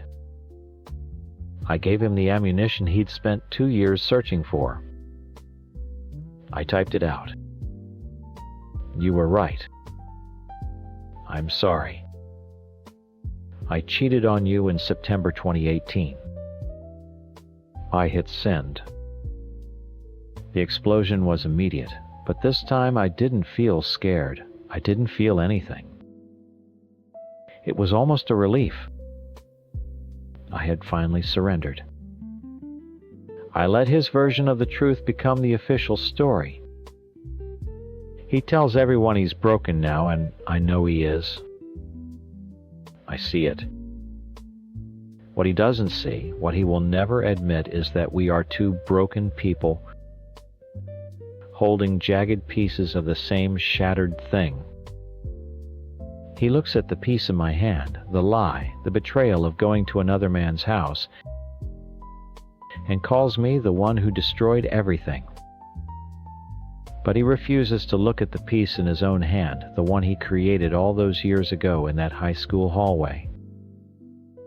He doesn't understand that he broke the foundation first. He's the one who gave me the first deep cut, and he should not be surprised that eventually I bled. Story 9. I'm the ex-girlfriend he wrote about. The cheater. The one who broke the good guy's heart. I've read what he said, and I know how I look. I'm not here to say I'm innocent, because I'm not. I lied, I cheated, I was a coward. But I need you to understand why. Our relationship didn't just suddenly break. It was slowly suffocating me for a very long time. We were together for 4 years, and on paper it was perfect. He was stable, he was kind, and he had a plan for everything, including me. When I was stuck in a dead-end job I hated, he got me a position at his company. Everyone said how lucky I was, and I was grateful, I really was. But it also felt like another golden link in the cage he was building around me. My job, my social life, my future, it was all becoming his world, not ours. He was planning a proposal, a house, a life. He never once stopped to ask if it was the life I actually wanted. I felt less like his partner and more like his project. The job he found me was lonely. My team saw me as the girlfriend, not a colleague. I ate lunch by myself most days, feeling completely invisible until I met M. He was older, part of a different department, and he was the first person in that entire building who just talked to me like a person. He didn't offer to solve my problems or give me career advice. He just listened.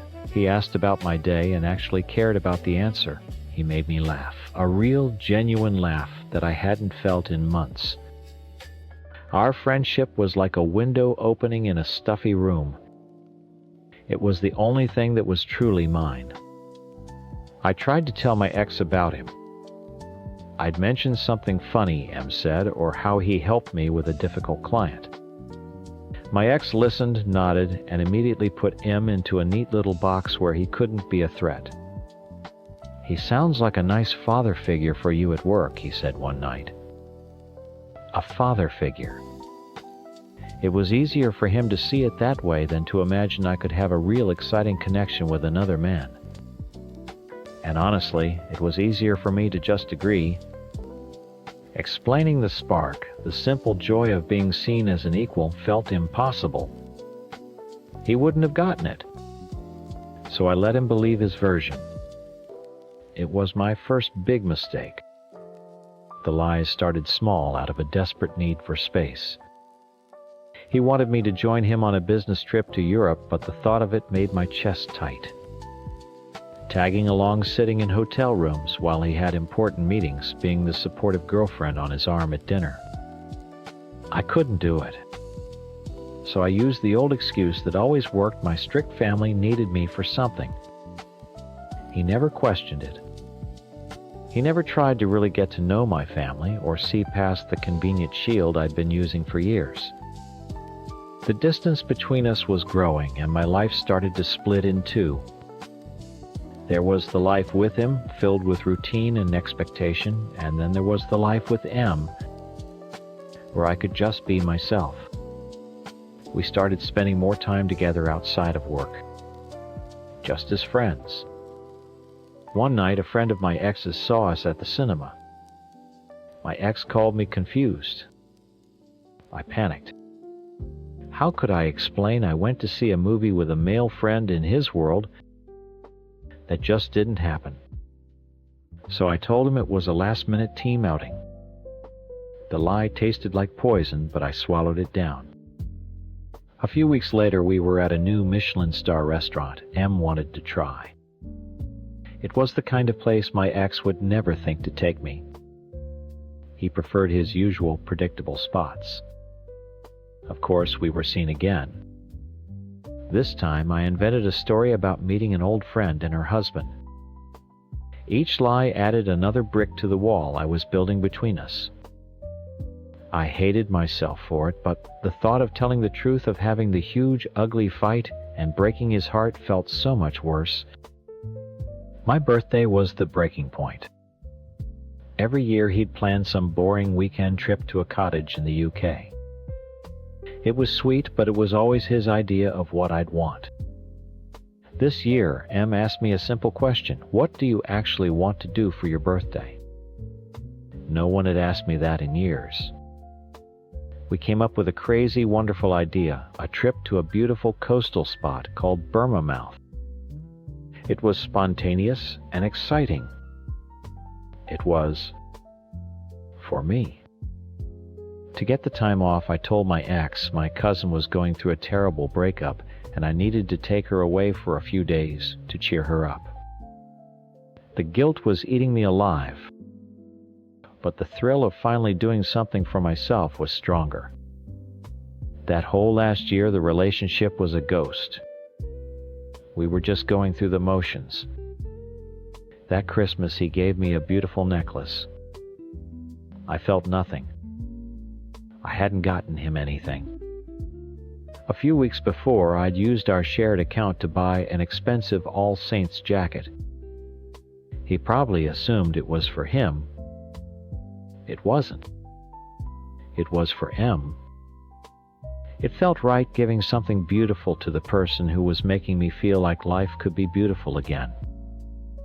The final summer arrived and I knew I had to end it.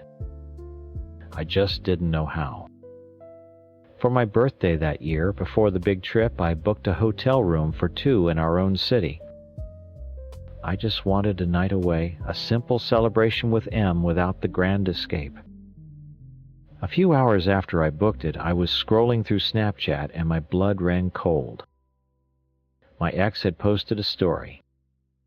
A picture of a pint at a pub with the location tag on. It was 2 streets away from the hotel I had just booked. It wasn't a coincidence. It was a message. He knew. Or he suspected enough to try and trap me. My hands were shaking so hard I could barely use my phone, but I canceled the reservation immediately. A few weeks later, Em and I were at the airport, ready to finally take our trip. We were standing in the economy line, laughing about something stupid. And for the first time in a long time, I felt light. I felt happy. I was finally choosing my own life. Then I looked up across the crowded check-in hall, and I saw him.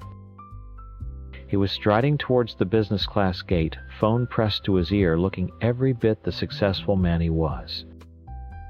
He turned his head just for a second, and his eyes locked directly onto mine.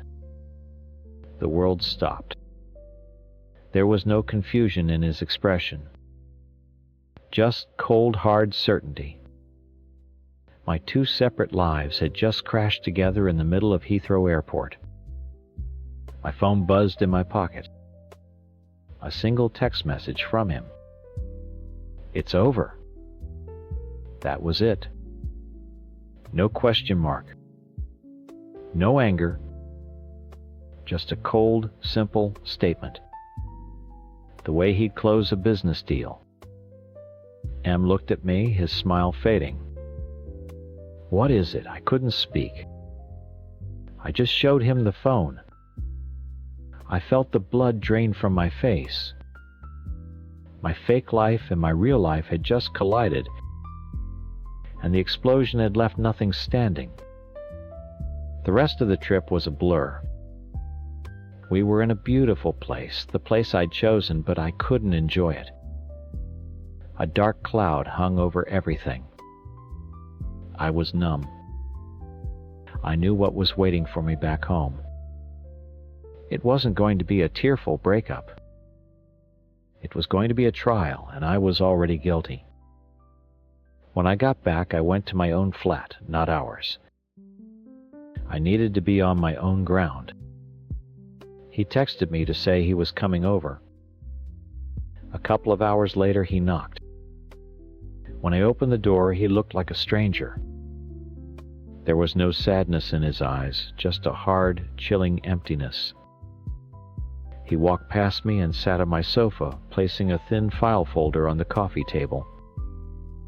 He didn't want an explanation. He wanted a confession. Let's just get this over with, he said, his voice flat. He opened the folder. Let's start with M. The father figure. He said the words like they were something dirty. Was he a father figure when you were at the cinema on March 12th? My friend sent me a photo. You told me it was a team outing. I called HR. There was no team outing. I just stood there, my arms wrapped around myself. I didn't say anything.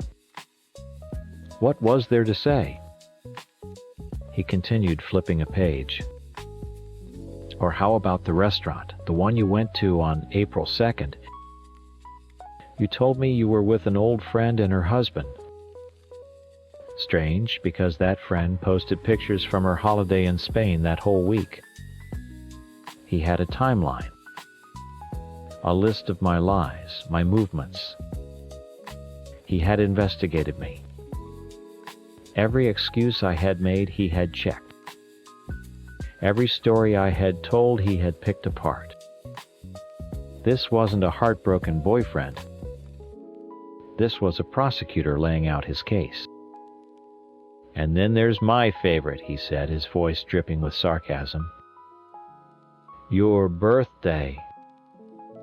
First the hotel. I saw the booking confirmation email on our shared tablet. A room for two. So I went for a drink nearby. I thought I'd give you a chance to come clean. I posted a Snapchat story. And what do you know? An hour later, the booking was canceled. You panicked. I finally found my voice. You set a trap for me. I was trying to understand what was happening to my life, he shot back, his composure finally cracking for a second. I was trying to believe there was some other explanation. He took a deep breath and became calm again. And then the trip. Your cousin, the one with a terrible breakup. I called your aunt to see how she was doing. She had no idea what I was talking about. So, where did you go? Was it Bournemouth? He knew everything. The sheer calculated effort he'd put into uncovering it all was terrifying. He wasn't just hurt. He was methodical. Then he looked at me, and his eyes were full of something that looked like real pain for the first time. The jacket, he said, his voice quiet. The All Saints jacket you bought on my account just before Christmas. I saw him wearing it at the airport. I remember you buying it. I thought it was for me. That was the one that broke me. Hearing it out loud, the casual cruelty of it made me feel sick. I'm sorry, I whispered. It was all I could say. Are you? He asked, genuinely curious. Are you sorry you did it, or are you just sorry you got caught? He stood up, leaving the folder on the table.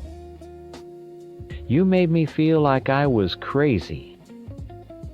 Like I was insecure and controlling for questioning you. But I was right all along. I just wanted you to admit it to my face. I didn't know how to tell you, I said, tears finally streaming down my face. I was a coward. But you have to understand, I was so unhappy. You had our whole life planned out, but you never asked me if I wanted it. You never saw me. You just saw your project. I saw the woman I loved, he said, his voice cold again. The woman I was going to ask to marry me. M saw a project too. An easy one. He left after that. No yelling, no big scene. Just a quiet, devastating end. The folder was still on the table. A perfect summary of my betrayal. The aftermath was clinical. We divided our things through text messages. He told HR he was moving to a different department so we wouldn't have to see each other. He made it all so clean and efficient. But the emotional fallout was messy. I lost friends who took his side. People at work whispered about me. I carried the guilt like a heavy coat I could never take off. I hurt a good man. I know that, and I have to live with that. But underneath the guilt, there was something else: relief. A huge, scary, thrilling sense of freedom. For the first time in years, my life was my own. My choices were my own. The mistakes were my own. He says he can't trust anyone now. Maybe that's true. But he never really trusted me to be my own person. He trusted the idea of me, the girlfriend he was shaping into a wife. He trusted that his plan was the right plan for both of us. The truth is, I broke his heart, but I did it to save myself from disappearing completely. Em and I are still together. A year after that horrible trip, we went back to Burma Mouth. It wasn't a fling born from a broken relationship. It was real. It still is. I'm not asking for forgiveness. I just want people to know that the villain in someone else's story is often just the person who finally decided to start writing their own. Story Teen. I'm the wife. The one who cheated. You've probably heard my husband's version, and I'm sure I sound like a monster. Maybe I am. But things are never as simple as one person being good and the other being bad. Our story started falling apart long before I ever sent that first text message. It started with the house. It was supposed to be our dream, the place where we'd raise our family and grow old. Instead, buying it nearly broke us. The stress was unbelievable, a constant grinding weight on both of us. We were fighting about money, about paint colors, about everything. The joy was just gone, replaced by this shared anxiety. I thought another baby would fix it. I remembered how happy we were after our daughter was born, how we felt like a team. I thought a second child would bring that feeling back, that purpose. When I brought it up, my husband looked at me like I'd asked him to climb a mountain. He said he had reservations. He talked about money and the stress of the new house. It was the first time I felt like my dream for our family was something I had to sell him on, like a timeshare. But I pushed, and eventually he agreed. The moment I saw that positive pregnancy test, I felt a rush of hope. But when I showed it to him, his smile didn't reach his eyes.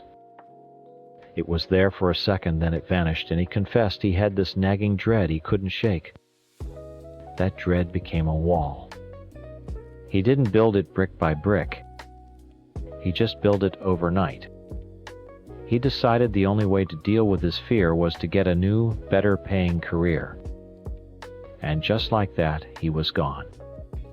He enrolled in a bunch of online courses and locked himself in his study. He says we still had dinner together, and technically we did. But he wasn't there. He was a ghost at the table, staring through me, his mind on coding or project management or whatever it was he was studying. I tried to talk to him about my day, about our toddler, about the new baby kicking, and he'd just nod, give a one-word answer, and you could tell he was just waiting for me to stop talking so he could go back to his computer.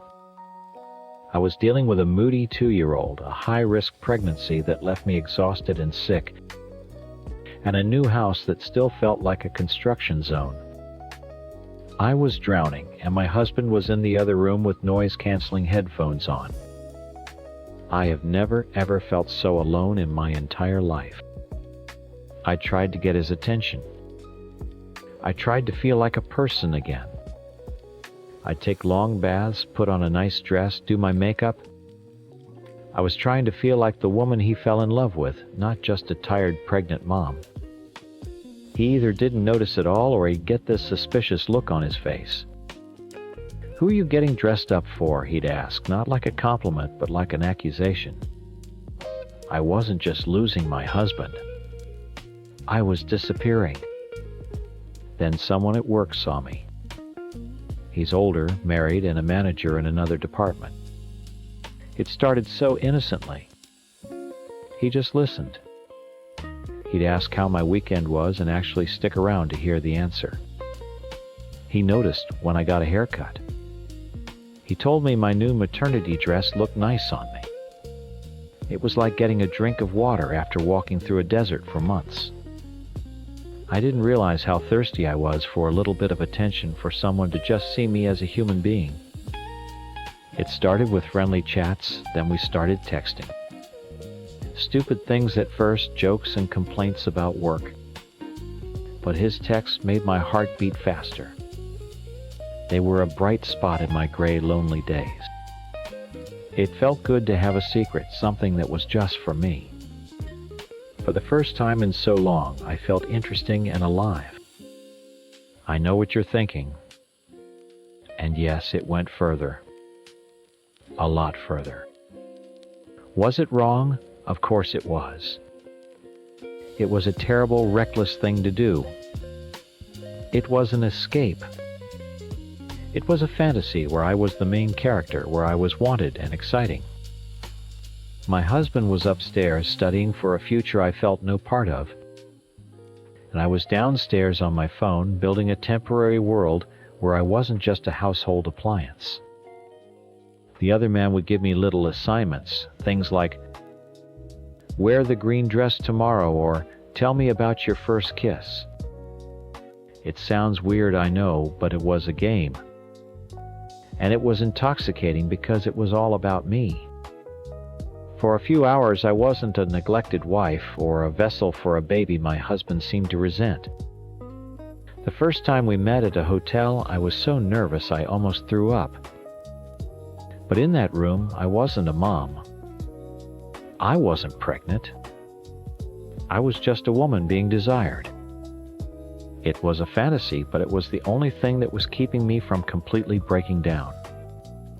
The fantasy came crashing down when my husband found the messages on my social media. The look on his face, I will never forget it. He was broken and I had broken him. He kept asking why. Why? But how could I explain it? How could I say, "Because you checked out"? Because you made me feel invisible. Because your dread for our new baby made me feel like I was a burden. It would have just sounded like excuses. It would have sounded like I was blaming him. So I gave him the simple answers. I told him it was the pregnancy hormones, that I was stupid, that it was a mistake and it meant nothing. It was easier than trying to explain the slow, quiet death of our marriage. I promised to end it. And I meant it. I really, truly wanted to fix my family. I cut off all contact with my coworker. I focused on my husband.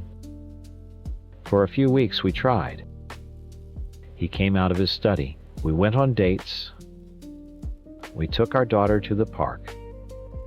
It was like we were acting out a play of what a happy family looked like. But it felt so fragile, like one wrong word would shatter everything. But the affair wasn't just physical. It was an emotional habit, a crutch I had relied on for months. I felt like I couldn't just ghost him and move on.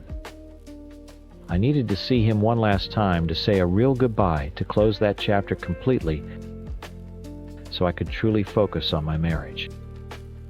I needed closure. I know how that sounds, but it felt true to me. It felt necessary. I knew my husband wouldn't understand. His trust in me was a thread, and asking to go see the man I cheated on him with would snap it instantly. So I lied. I told him I had a one-night business trip for work, a last-minute training seminar an hour away. It was a stupid, panicked decision. As I packed an overnight bag, my hands were shaking. I felt sick with guilt, but I told myself it was for the greater good. One last lie to end all the lies. After this, I could finally be the wife and mother my family deserved. I just had to get through this one night. I drove to the hotel, met him, and ended it for good. The whole drive home, I rehearsed what I would say to my husband, how our new life would start tomorrow. I felt a strange sense of relief. It was over. I had done it. I pulled into our driveway, took a deep breath, and walked inside. The house was quiet. He was sitting on the couch in the living room, with all the lights off except for the glow of his phone screen. He didn't look up when I came in. The air was cold and heavy, and in that moment I just knew something was terribly wrong. "How was the trip?" he asked, without looking up from his phone. His voice was completely flat. It was the kind of quiet that's louder than screaming. All the relief I had felt on the drive home evaporated. "It was fine," I said, my voice sounding shaky even to my own ears. Long, tiring. I started taking things out of my overnight bag, trying to act normal, trying to pretend the air in the room wasn't thick enough to choke on. "Good seminar?" he asked. The question just hung there. He still hadn't looked at me. "Yeah, you know, corporate stuff." I was rambling. My heart was pounding in my chest. He knew. I didn't know how, but he knew. He finally looked up from his phone, and his eyes were hollow. There was no anger in them yet, just a chilling emptiness. "That's funny," he said, his voice dangerously low. "Because your work doesn't have a seminar scheduled for tonight." I called them. My blood ran cold. Of course he had. He had been stewing here all night, checking, verifying, building his case against me. My lie was so thin, so stupid. "And that's also funny," he continued, standing up and walking towards me, "because location sharing is still on." He turned his phone around so I could see the screen. It was a map. A map with a neat, tidy blue line showing my car's journey from our house to a hotel downtown and then back home. Not to the conference center, an hour away where I had claimed to be. The floor felt like it dropped out from under me. I had nothing.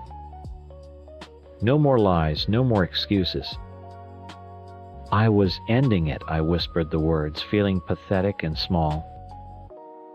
I swear. I went there to tell him it was over for good. I needed to do it in person. I needed closure so I could come home to you and be done with it all. He laughed. It was a horrible, bitter sound that had no humor in it. "Closure. You lied to my face. Packed an overnight bag and went to a hotel with the man you cheated on me with, and you call it closure." He was shouting. Now the emptiness in his eyes replaced by a firestorm of rage and pain. "You think I'm that stupid? You think I'm that much of a fool?" "It's the truth," I cried, tears streaming down my face. "I know how it looks, but I am telling you the truth. It's over. I ended it tonight." He stared at me, his chest heaving. He looked like he was searching for a single reason to believe me, but couldn't find one. Then a new, cruel kind of calm settled over him. "Okay," he said. "Okay. If it's really over, you won't mind proving it." He pointed to my phone, which I had set on the kitchen counter. "Pick it up. Text him right now. Tell him your husband knows everything and that you can never speak to him again. Let's see what he says." I froze. It felt like a trap. A test I was designed to fail. This wasn't about truth. It was about power. He wanted to watch me, to control the narrative, to humiliate me. He wanted to see me perform my repentance for him. My affair was born out of feeling invisible and powerless. And here he was in the most critical moment trying to make me his puppet. "No," I said, my voice barely audible. What, he snarled. "Why not? If it's over, what's the problem?" "Because this isn't about us fixing things," I said, a new kind of strength, a desperate, cornered animal strength rising in me. "This is about you punishing me. This is a game and I won't play." "So you're protecting him," he spat, the accusation dripping with venom. "After everything, you're still protecting him." He lunged for my phone, but I was faster. I snatched it off the counter and held it to my chest. It was a reflex. It wasn't about the other man. It wasn't even about the messages. It was about saying, "You don't get to control this. You don't get to control me." It was the last piece of myself I had left, this one final act of defiance, and I clung to it. His face crumbled. Seeing me clutch the phone like a lifeline was his answer. To him it was a confession. It was proof that I was still in it, that I had chosen the affair over him, over our family. The hope I had seen flickering in his eyes just moments before died completely. He looked at me as if I was a complete stranger, a monster who had taken his wife's place. The silence that followed was worse than the shouting. It was the sound of our marriage taking its last breath. He just shook his head slowly, a single tear rolling down his cheek. He didn't say another word to me. He walked past me, went upstairs, and I heard the drawers of our dresser opening and closing. A few minutes later, he came down with a duffel bag. He walked to the front door without a glance in my direction, opened it, and left. The click of the lock echoed in the silent house. I stood there in the kitchen for I don't know how long, phone still clutched in my hand until my legs gave out, and I slid down to the floor. It was over. My stupid, desperate attempt to get the closure I thought I needed had destroyed the one thing I was trying to save. I had lied to end the lie. And in doing so, I had burned the whole world down.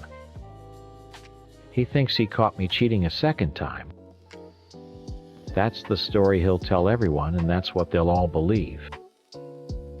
They'll see my refusal to give him my phone as the ultimate proof of my guilt. But the truth is, he had already decided I was guilty. The phone wasn't a tool for finding the truth. It was a weapon to confirm his worst fears.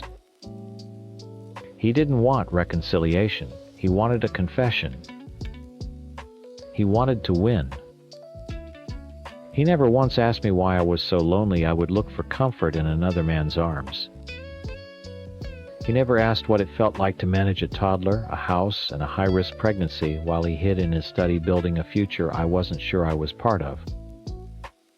He only ever asked, "Why would you do this to me? It was never about us. It was about him." Snatching that phone was the last selfish thing I did. But it was also the first thing I did for myself in a long time. I refused to let my messy, complicated, painful story be reduced to a text message in his cruel little test. He thinks he caught a cheater. All he really did was prove he never saw me at all. And now he never will again. Story 11. I see what he's been writing about me online. Evil ex-wife, he calls me. It's a nice, simple title. It fits the story he tells, the one where he's the good guy who was wronged and I'm the monster who destroyed everything. It's a much easier story to tell than the truth. The truth is messy. The truth doesn't have a clear hero. He likes to start the story with my workplace injury. That's where he became the saint. He talks about how he took care of me, how he was my rock. He leaves out the part where his care felt like a cage. Before the accident, I was a person. I had a job, I was good at friends, a life. After, I was just a body full of pain. It wasn't a sharp pain you could grit your teeth through. It was a dull, constant grinding that wore you down day after day. It was the first thing I felt when I woke up and the last thing I felt before a fitful sleep. Then we lost the baby. After that, the pain wasn't just in my back. It was everywhere. It was a hollow space in my chest that ached worse than any broken bone. I wasn't just a patient anymore. I was a tragedy. And my husband, my rock, became my warden. His support was him counting my pain pills. It was him calling me every hour when he was at work to make sure I hadn't fallen. It was him talking to my doctors like I wasn't even in the room, explaining times, my times, symptoms, managing times, my times care. He wasn't my husband, he was my handler. I stopped being a wife and became his full-time project, the broken thing in the spare room he had to manage. I started to feel like a ghost. I'd look in the mirror and not recognize the tired, empty eyes looking back. The relapse. God, I'm so ashamed of it, but it wasn't a party. It wasn't me trying to get high. It was a desperate attempt to turn down the volume. The extra pills didn't make me happy. They just made me numb. For a few hours, the constant grinding in my bones would quiet down, and the hollow ache in my chest would feel a little less vast. It was a surrender.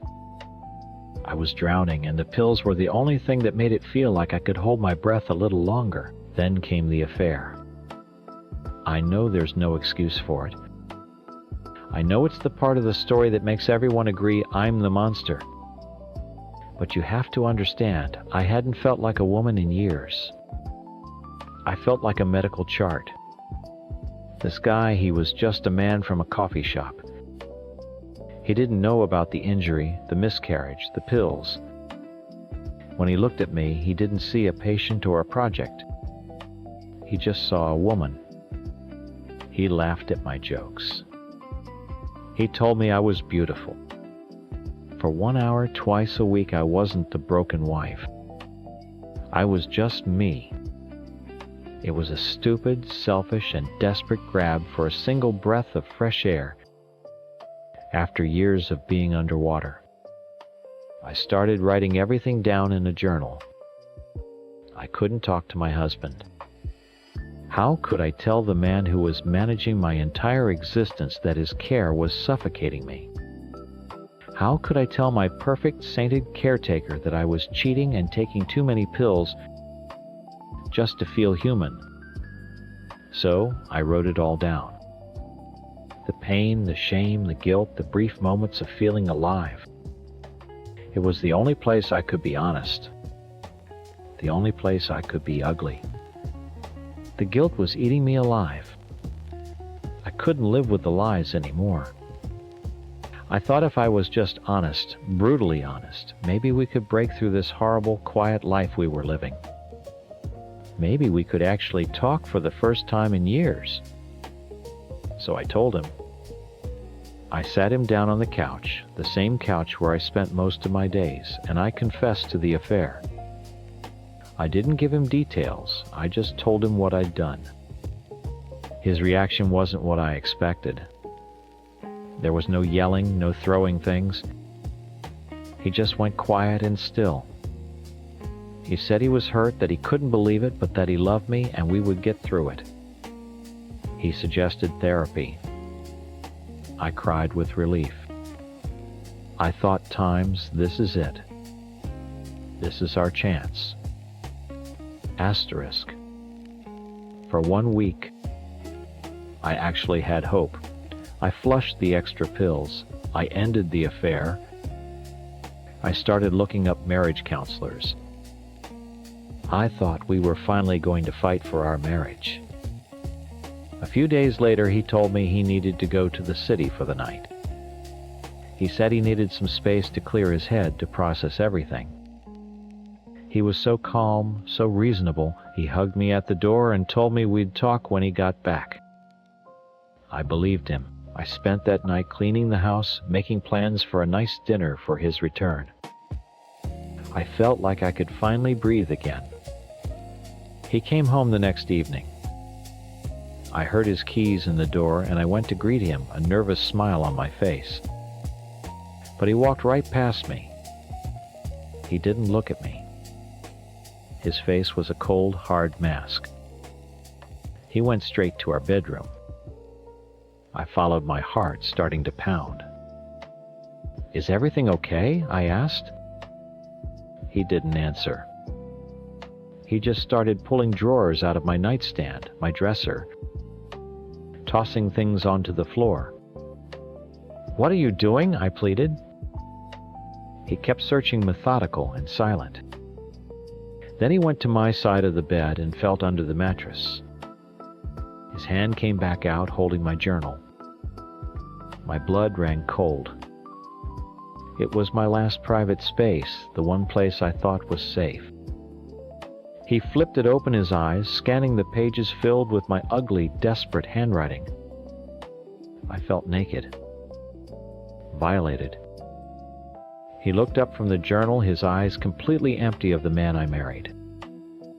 There was no pain, no sadness, just ice.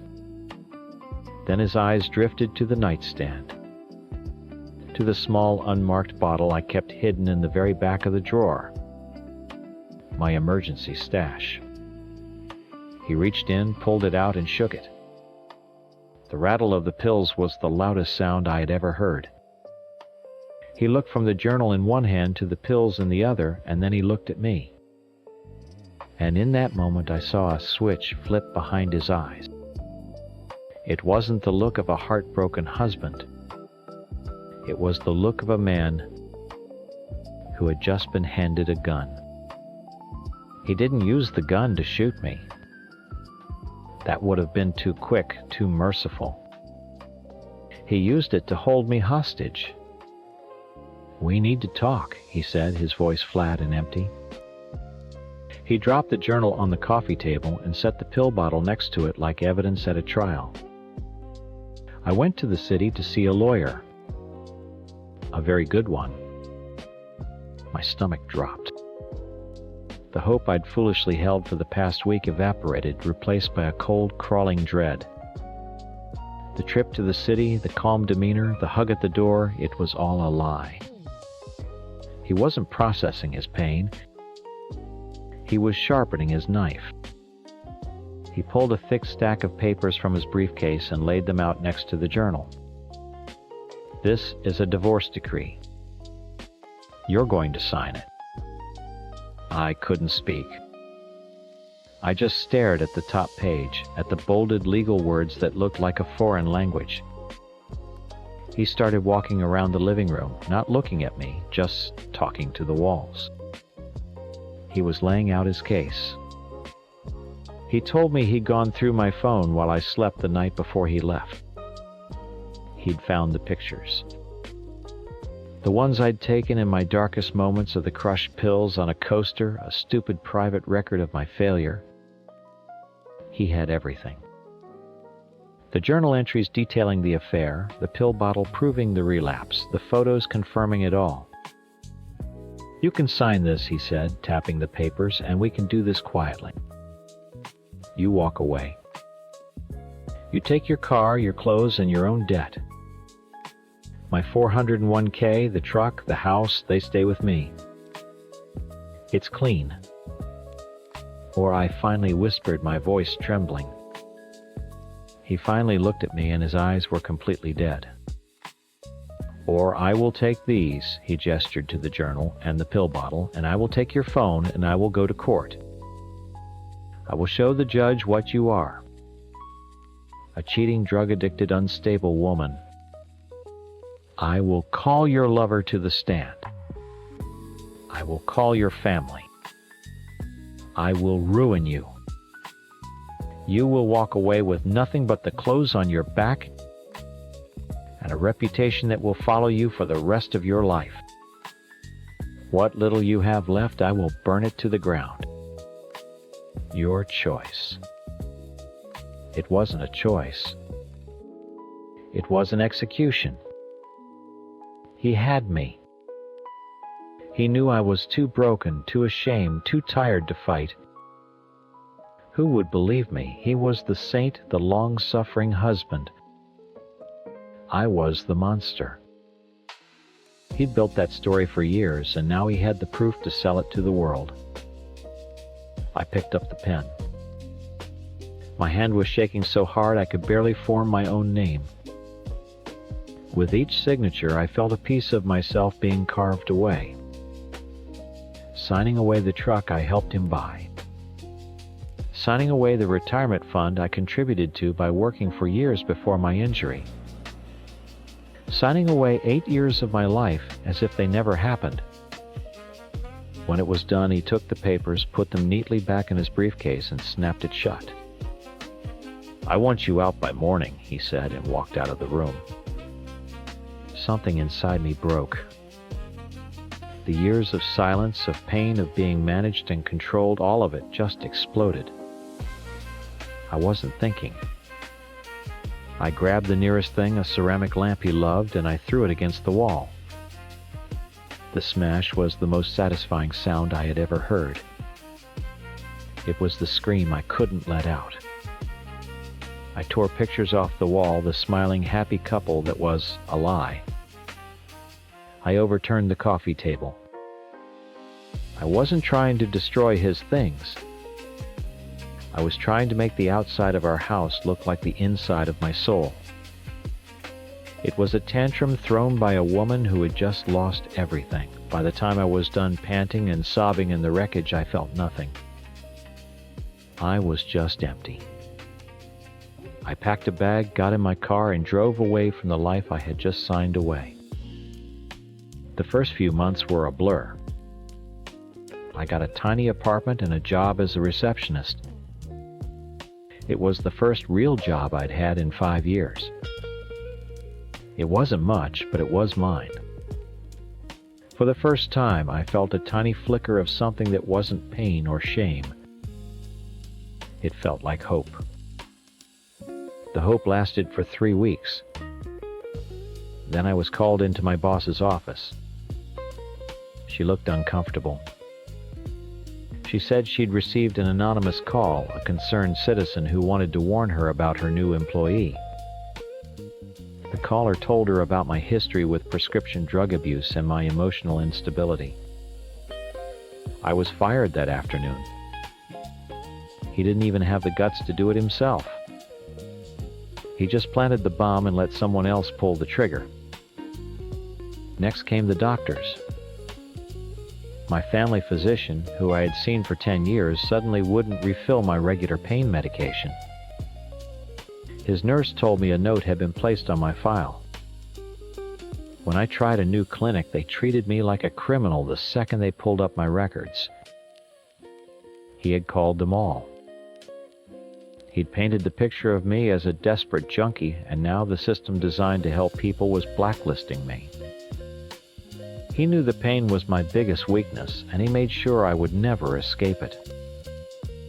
The final cruelest blow came about 6 months after I left. It was delivered by the last person I ever expected, my best friend Sarah.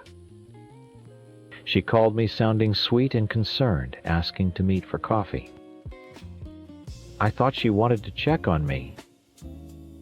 I was so naive. She spent 20 minutes telling me how worried she was. Then she casually mentioned she'd been spending a lot of time with my ex-husband. Helping him, she said. He was just so broken up about everything. And then she dropped it. "We're together now," she said, a little smirk playing on her lips. "He's just so good to me. He says he finally knows what it's like to be with a woman who isn't a constant burden. He hadn't fallen in love with her. He'd recruited her. He gave her a front row seat to my misery and a script to read from. He didn't just want to win, he wanted an audience. He wanted to make sure I knew that every part of my old life had been successfully transferred over to someone better, someone healthier, someone who wasn't me. So that's the real story. The story he doesn't post online. I'm not the evil ex-wife. I'm the woman he broke and then meticulously keeps broken. He enjoys my suffering because he created it. Every time he hears I'm struggling working at a dive bar to make rent, still fighting the same demons, he made sure I could never escape. It just proves his story right. He gets to be the hero who survived the monster. He wasn't a victim who got revenge. He was a hunter who waited for his prey to get caught in a trap before he walked over and slowly, carefully broke its other 3 legs. Story 12. My husband's job is to find the truth, but the truth he looks for is always ugly. He's a private investigator.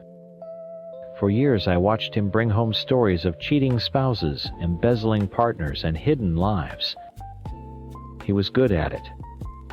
He could spot a lie from a mile away. The problem was, he never turned it off. Our marriage didn't feel like a partnership. It felt like a long-term investigation where I was the primary subject. For the first few years it was fine, but slowly he stopped seeing me and started seeing patterns.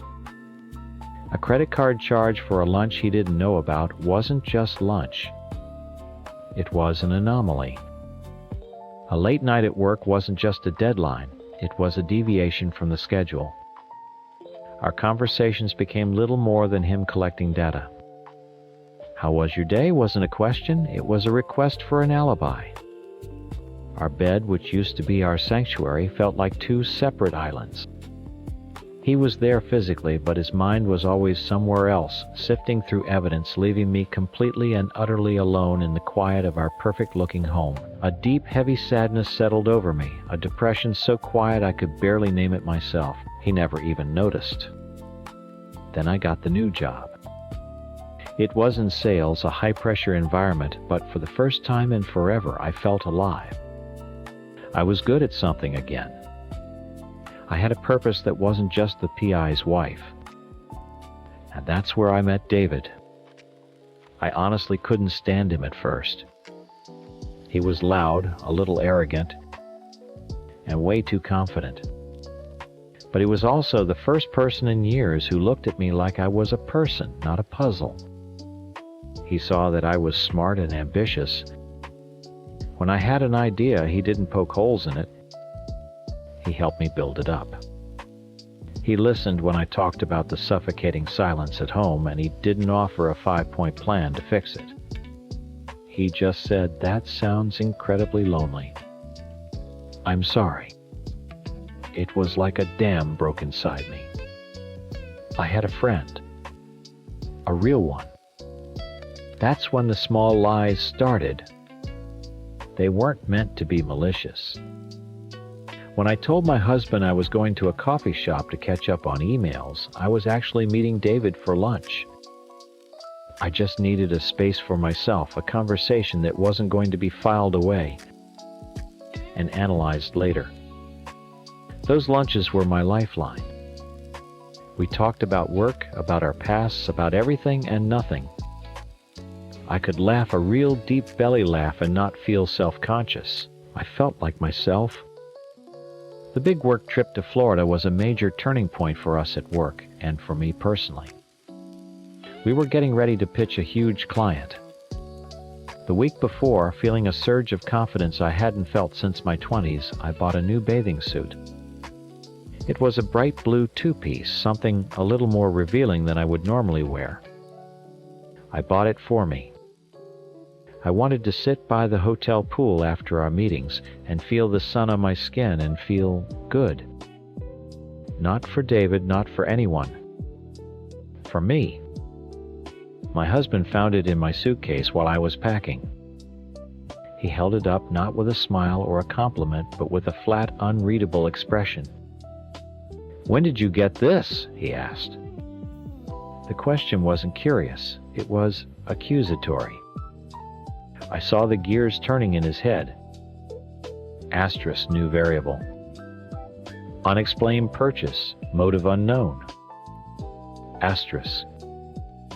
I panicked and said the first stupid thing that came to mind, something about a friend giving it to me. I knew it was a weak lie, and the look he gave me confirmed it. He didn't press it, but he logged it away. Another piece of evidence. The work we were doing with David got more intense. We needed a place to spread out papers and work late without the office gossips watching our every move. So we started booking hotel rooms. It sounds exactly like what it was, I know, but at first it truly was just for work. We called it our war room. We'd order food work for hours and brainstorm. But in the privacy of those quiet, generic rooms, the lines began to blur. The work talk would drift into personal talk. The air would get thick with everything we weren't saying. One night after we'd landed a huge part of the project, we were celebrating with cheap champagne in paper cups. He looked at me, and he really saw me. He saw the tired, lonely woman behind the successful salesperson. And then he leaned in and kissed me. It was wrong. I knew it was wrong, but it was also the first time in years I had felt anything close to passion. It was the first time someone had touched me without it feeling like a routine. After that, there were no more lines. The emotional affair became physical. It wasn't love. It was a desperate grab for connection. A terrible mistake fueled by years of emotional starvation.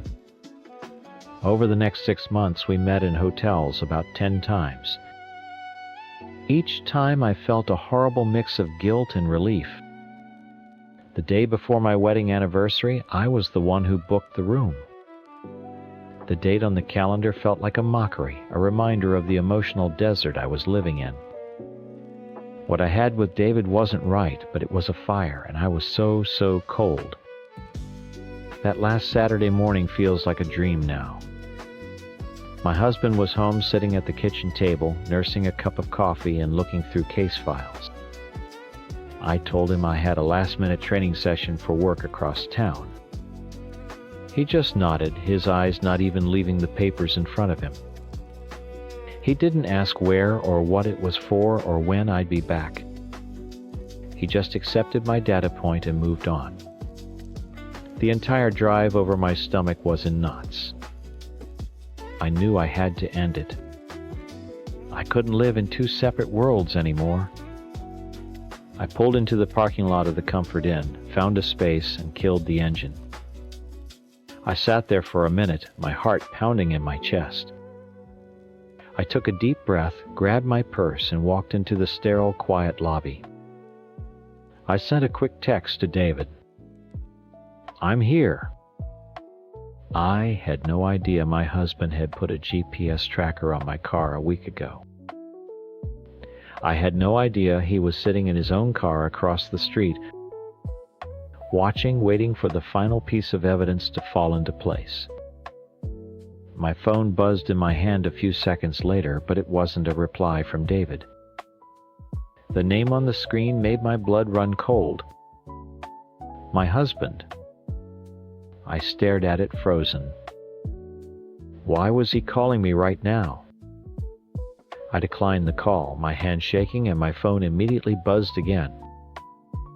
This time a text. Asterisk. I know you're in the lobby. I'm outside. Come out here so we can get this over with. Asterisk. Get this over with. It wasn't the message of a heartbroken husband. It was the summons of an investigator who had closed his case. The air left my lungs. The world tilted. I felt 100 pairs of eyes on me, even though the lobby was nearly empty. I looked up and saw him through the glass doors, standing by his car, his arms crossed.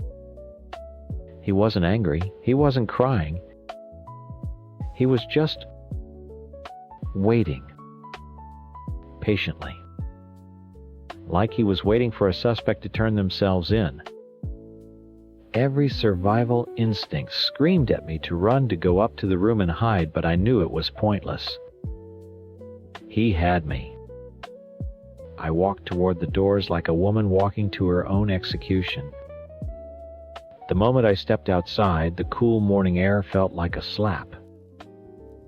It's not what you think, I said, the words tasting like ash in my mouth.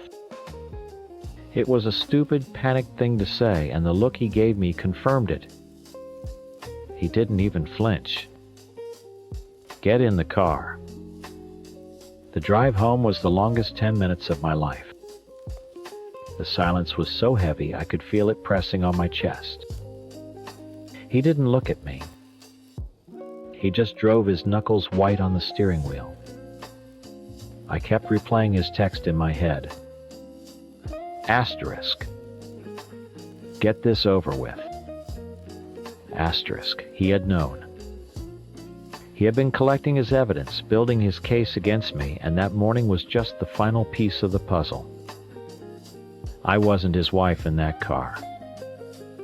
I was his perpetrator. The next 6 weeks were not a conversation. They were an interrogation. He didn't scream or yell. It was worse. He was calm, methodical. He sat me down at the kitchen table and laid it all out like a case file. The GPS data for my car. The bank statements with lunches I had lied about. A timeline of every late night, every business trip. He had facts. He just needed the confession. Who is he? He asked. How long? What did you do? Every question felt like a trap. I was so terrified. I saw the man I married disappear, completely replaced by a cold, calculating stranger who only wanted to confirm his own worst suspicions. So I did what any cornered animal would do. I lied to protect myself. I told him about David, but I downplayed everything. I told him we'd only ever kissed that one time in the hotel room. I told him the other times were just for work. I was trying to give him an answer that would stop the questions, that would maybe, just maybe, leave a tiny crack open for us to find our way back. But he didn't want a way back. He wanted the whole ugly truth. My partial confession wasn't enough. It didn't fit all the data points. For 6 weeks he chipped away at me. He'd bring it up at random times. While we were watching TV, while I was making dinner. Your story doesn't make sense, he'd say. 10 hotel rooms for one kiss. It's not logical. He accused me of trapping him in a marriage built on lies, but he was the one setting the snares with every question. During that time, I kept talking to David. I know how that sounds. But my husband had become my prosecutor, and I felt so completely alone. David was the only person on earth who knew what was happening. He was my only support system. I'd call him from the grocery store parking lot, crying, my world falling apart. We weren't planning more secret meetings. We were talking about how I could survive the interrogation. He'd tell me to stay strong, and I'd ask him how to hide our calls so my husband wouldn't have more evidence. It was a messed up, desperate attempt to hold on to the only person who had shown me any kindness while my life imploded. My husband called it tapering down, as if I was some addict he was trying to wean off a drug. He saw it as me trying to trick him to keep my connection to David alive behind his back. He didn't see it for what it was, a terrified woman trying to let go of her only lifeline before she drowned. The end came on a Tuesday night. I was exhausted. I hadn't slept properly in weeks. The weight of his suspicion was crushing me. We were in the living room. The silence stretched between us as always when he looked at me and said, "I just need the truth, all of it. Then we can decide what to do." I looked into his eyes, searching for a hint of the man I loved, for a trace of a husband who wanted to heal. I found nothing. There was only the PI waiting for the last piece of information to close his file. He didn't want to fix us. He wanted to be right. So I gave up. "It was physical," I said, my voice barely a whisper.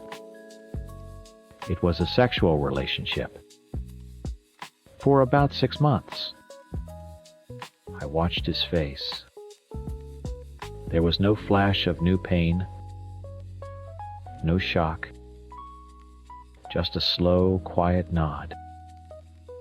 It was the look of confirmation, the look of a man whose theory had just been proven correct. He had his confession. Case closed. In that moment, I knew our marriage wasn't just broken. It had never been what I thought it was. He didn't want a partner. He wanted a subject he could trust. And I had failed his investigation. What I did with David was a terrible, destructive mistake. I blew up my own life out of loneliness and desperation. But the bomb was already there, ticking quietly in the space between us for years. He was just the one who finally documented the explosion. I had lost my marriage, my friend, and whatever was left of myself. And the worst part was, I was still just as lonely as when it all began. Story 13. I'm sure my ex-husband has told you all about me. I'm the monster, the cheating wife who blew up our perfect life for no reason. He probably told you how he gave me everything, how he worked so hard to build us a home, and how I threw it all away for a cheap thrill. He's good at telling that story. He's had a lot of practice. But he always leaves out the part where I disappeared long before I ever got in that car. We met when I was 19. He was almost 30, a man with a 5-year plan and a retirement portfolio. I was a kid working at a coffee shop with no plan other than what I was doing that weekend. He swept me off my feet.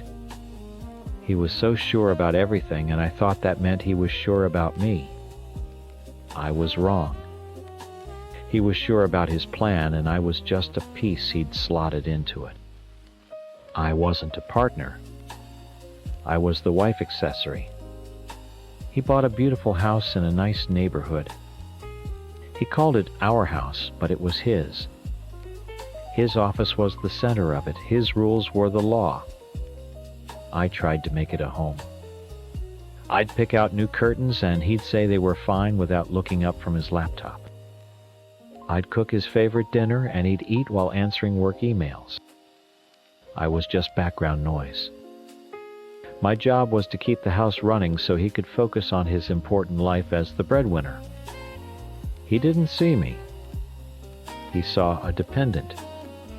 He'd hand me his credit card and tell me to buy something nice, like I was a child he needed to placate with a toy. The loneliness was a physical weight. I felt like I was suffocating in silence. For months I begged him to go to marriage counseling. I tried to tell him how I felt invisible, lost, more like his daughter than his wife. He'd just pat my hand and say, "We don't need to pay someone to listen to our problems." We're fine. You're just stressed." He wasn't listening. He was dismissing me. My only escape was my co-ed soccer team. He hated it. He thought I just went to get drunk with a bunch of guys. He wasn't entirely wrong about the drinking. A few beers helped me forget that I was going home to a man who shared a bed with me but not a life. But it wasn't about the beer. It was about feeling like a person. On the field, I was part of a team. After the game at the bar, people talked times me. My teammate Buddy would ask how my day was and actually listen to the answer. They'd laugh at my dumb jokes. For 2 hours on a Wednesday night, I wasn't just my husband's wife. I was just me. And it felt incredible. The night it all fell apart was just another Wednesday. We had a game, and afterward the team was going to a party at someone's house. I was excited. It was something to look forward to. When I told my husband, his face went cold. He told me I couldn't go. "Not, I wish you wouldn't, but..." "You're not going." He said he wanted to spend the evening with me, that he'd had a long week. It sounded sweet on the surface, but the tone wasn't one of a partner asking for my time. It was a father grounding his kid. Something inside me just broke. All the resentment, all the times I'd felt unheard and controlled, it all just boiled over. So when Buddy dropped me off after the game and asked if I was sure I didn't want to go to the party, I just got back in his car. It wasn't about Buddy. It wasn't even about the party. It was a desperate, stupid, self-destructive way of screaming, "You don't own me!" I drank way too much, way too fast. I was chasing a feeling. I wanted to feel wanted. I wanted to feel time seen asterisk. And I was. The attention was like a drug. People were looking at me, laughing, with me touching my arm when I spoke. For a few hours I was the main character. It was messy and ugly. I had sex with Buddy. I slept with another guy on the team too.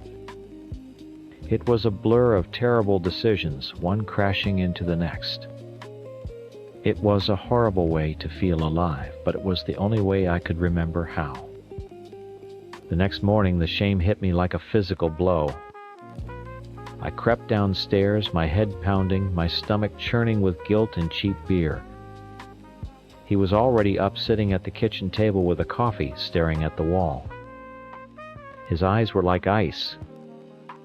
He didn't yell. He just said, "Tell me what happened last night." How could I?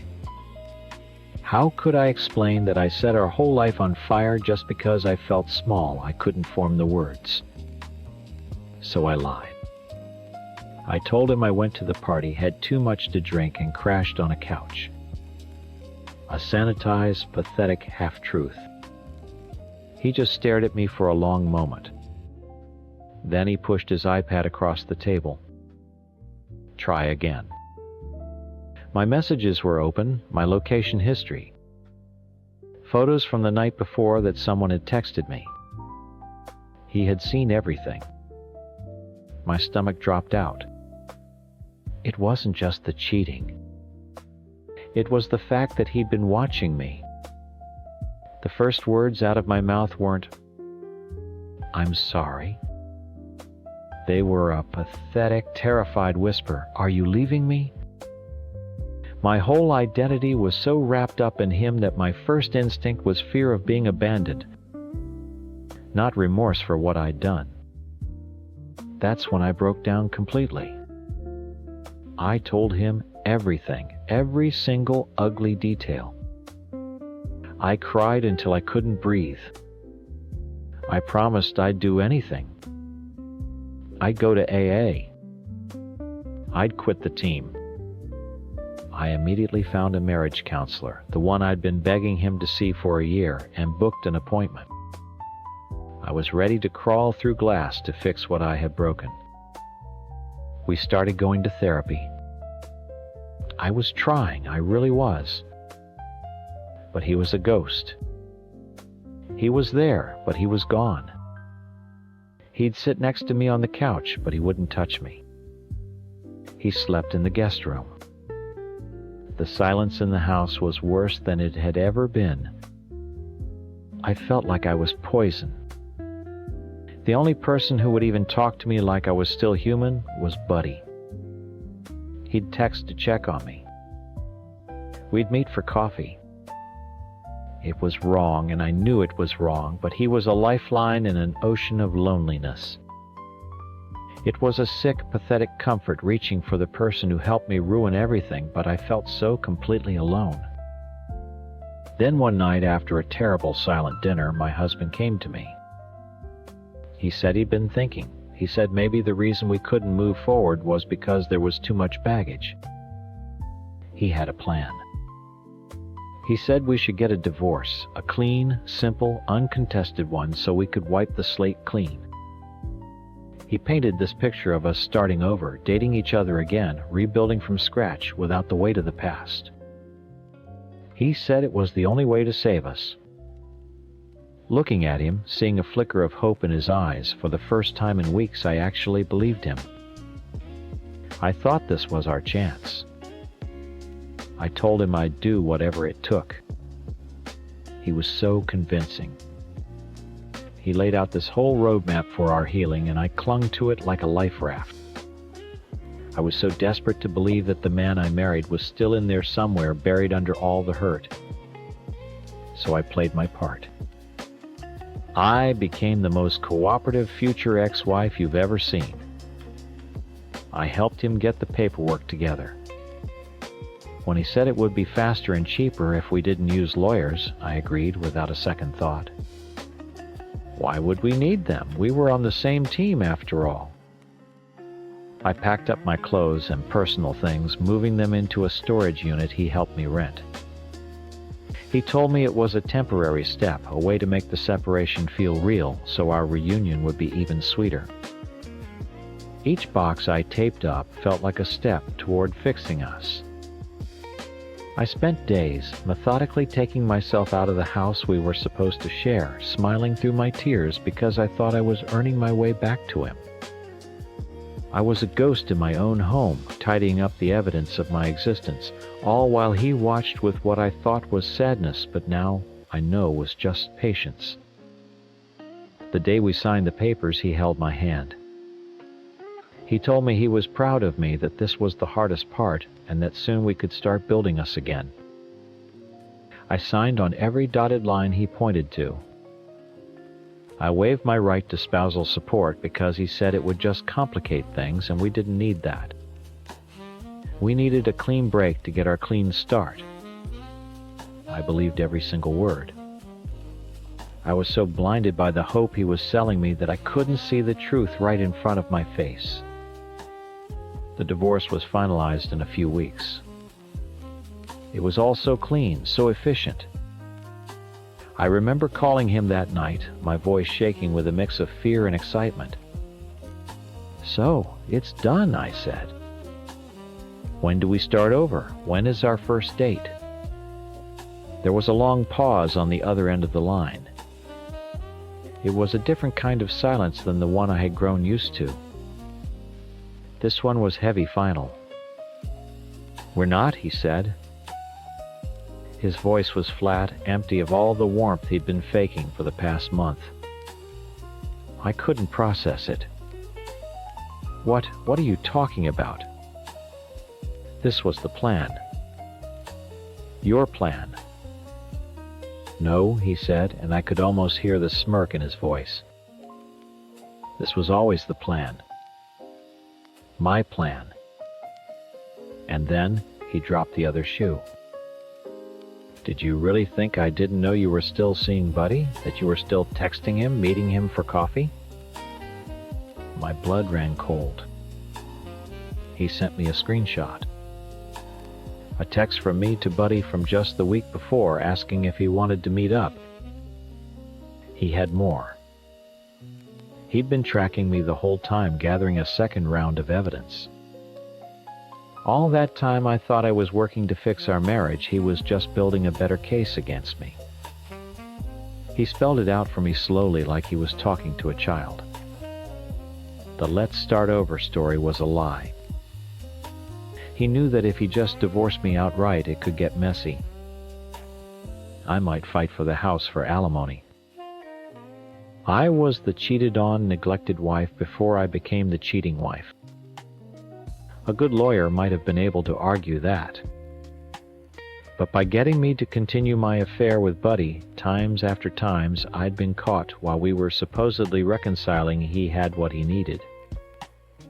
He had proof that I was unremorseful. "I needed you to be cooperative," he explained, his voice devoid of any emotion.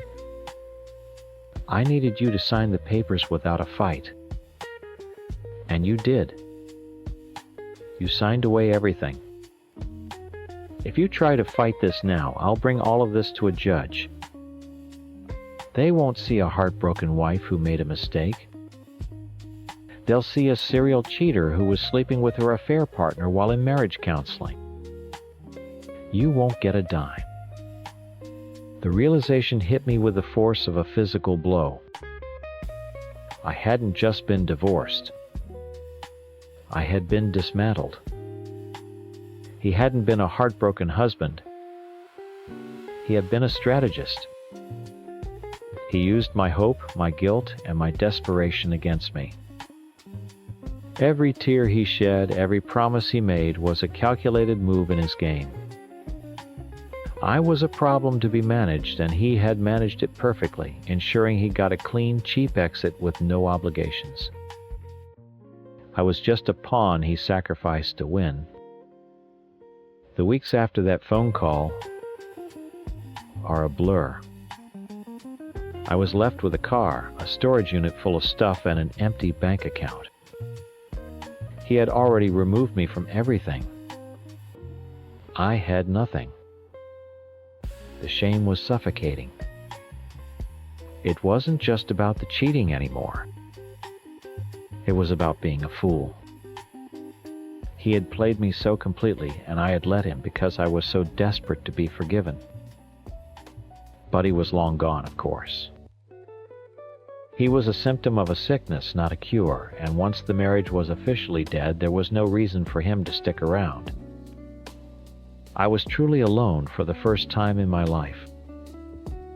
I got a cheap apartment and a waitressing job. Some nights I would just sit on the floor and cry, not for the man I lost, but for the girl who was so lost she let a man define her entire existence. A few months later, just for something to do, I started talking to people online. Not dating, just talking. I met a man from Tennessee. He was kind. He was a truck driver, and he would call me from the road.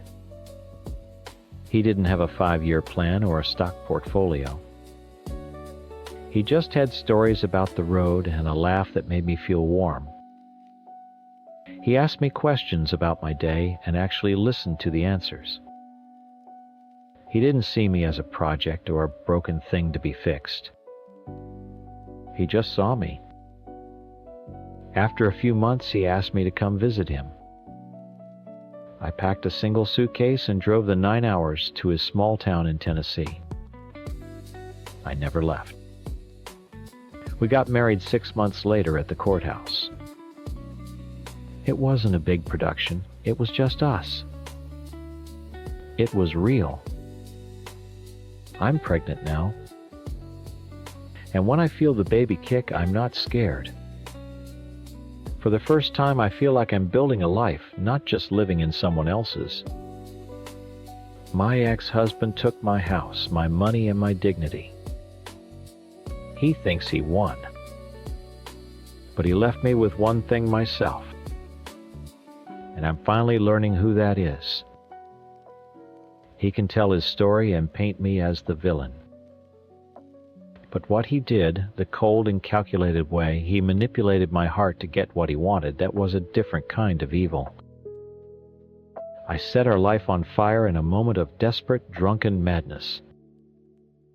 He quietly and patiently burned mine to the ground so he could walk away without any smoke on his clothes.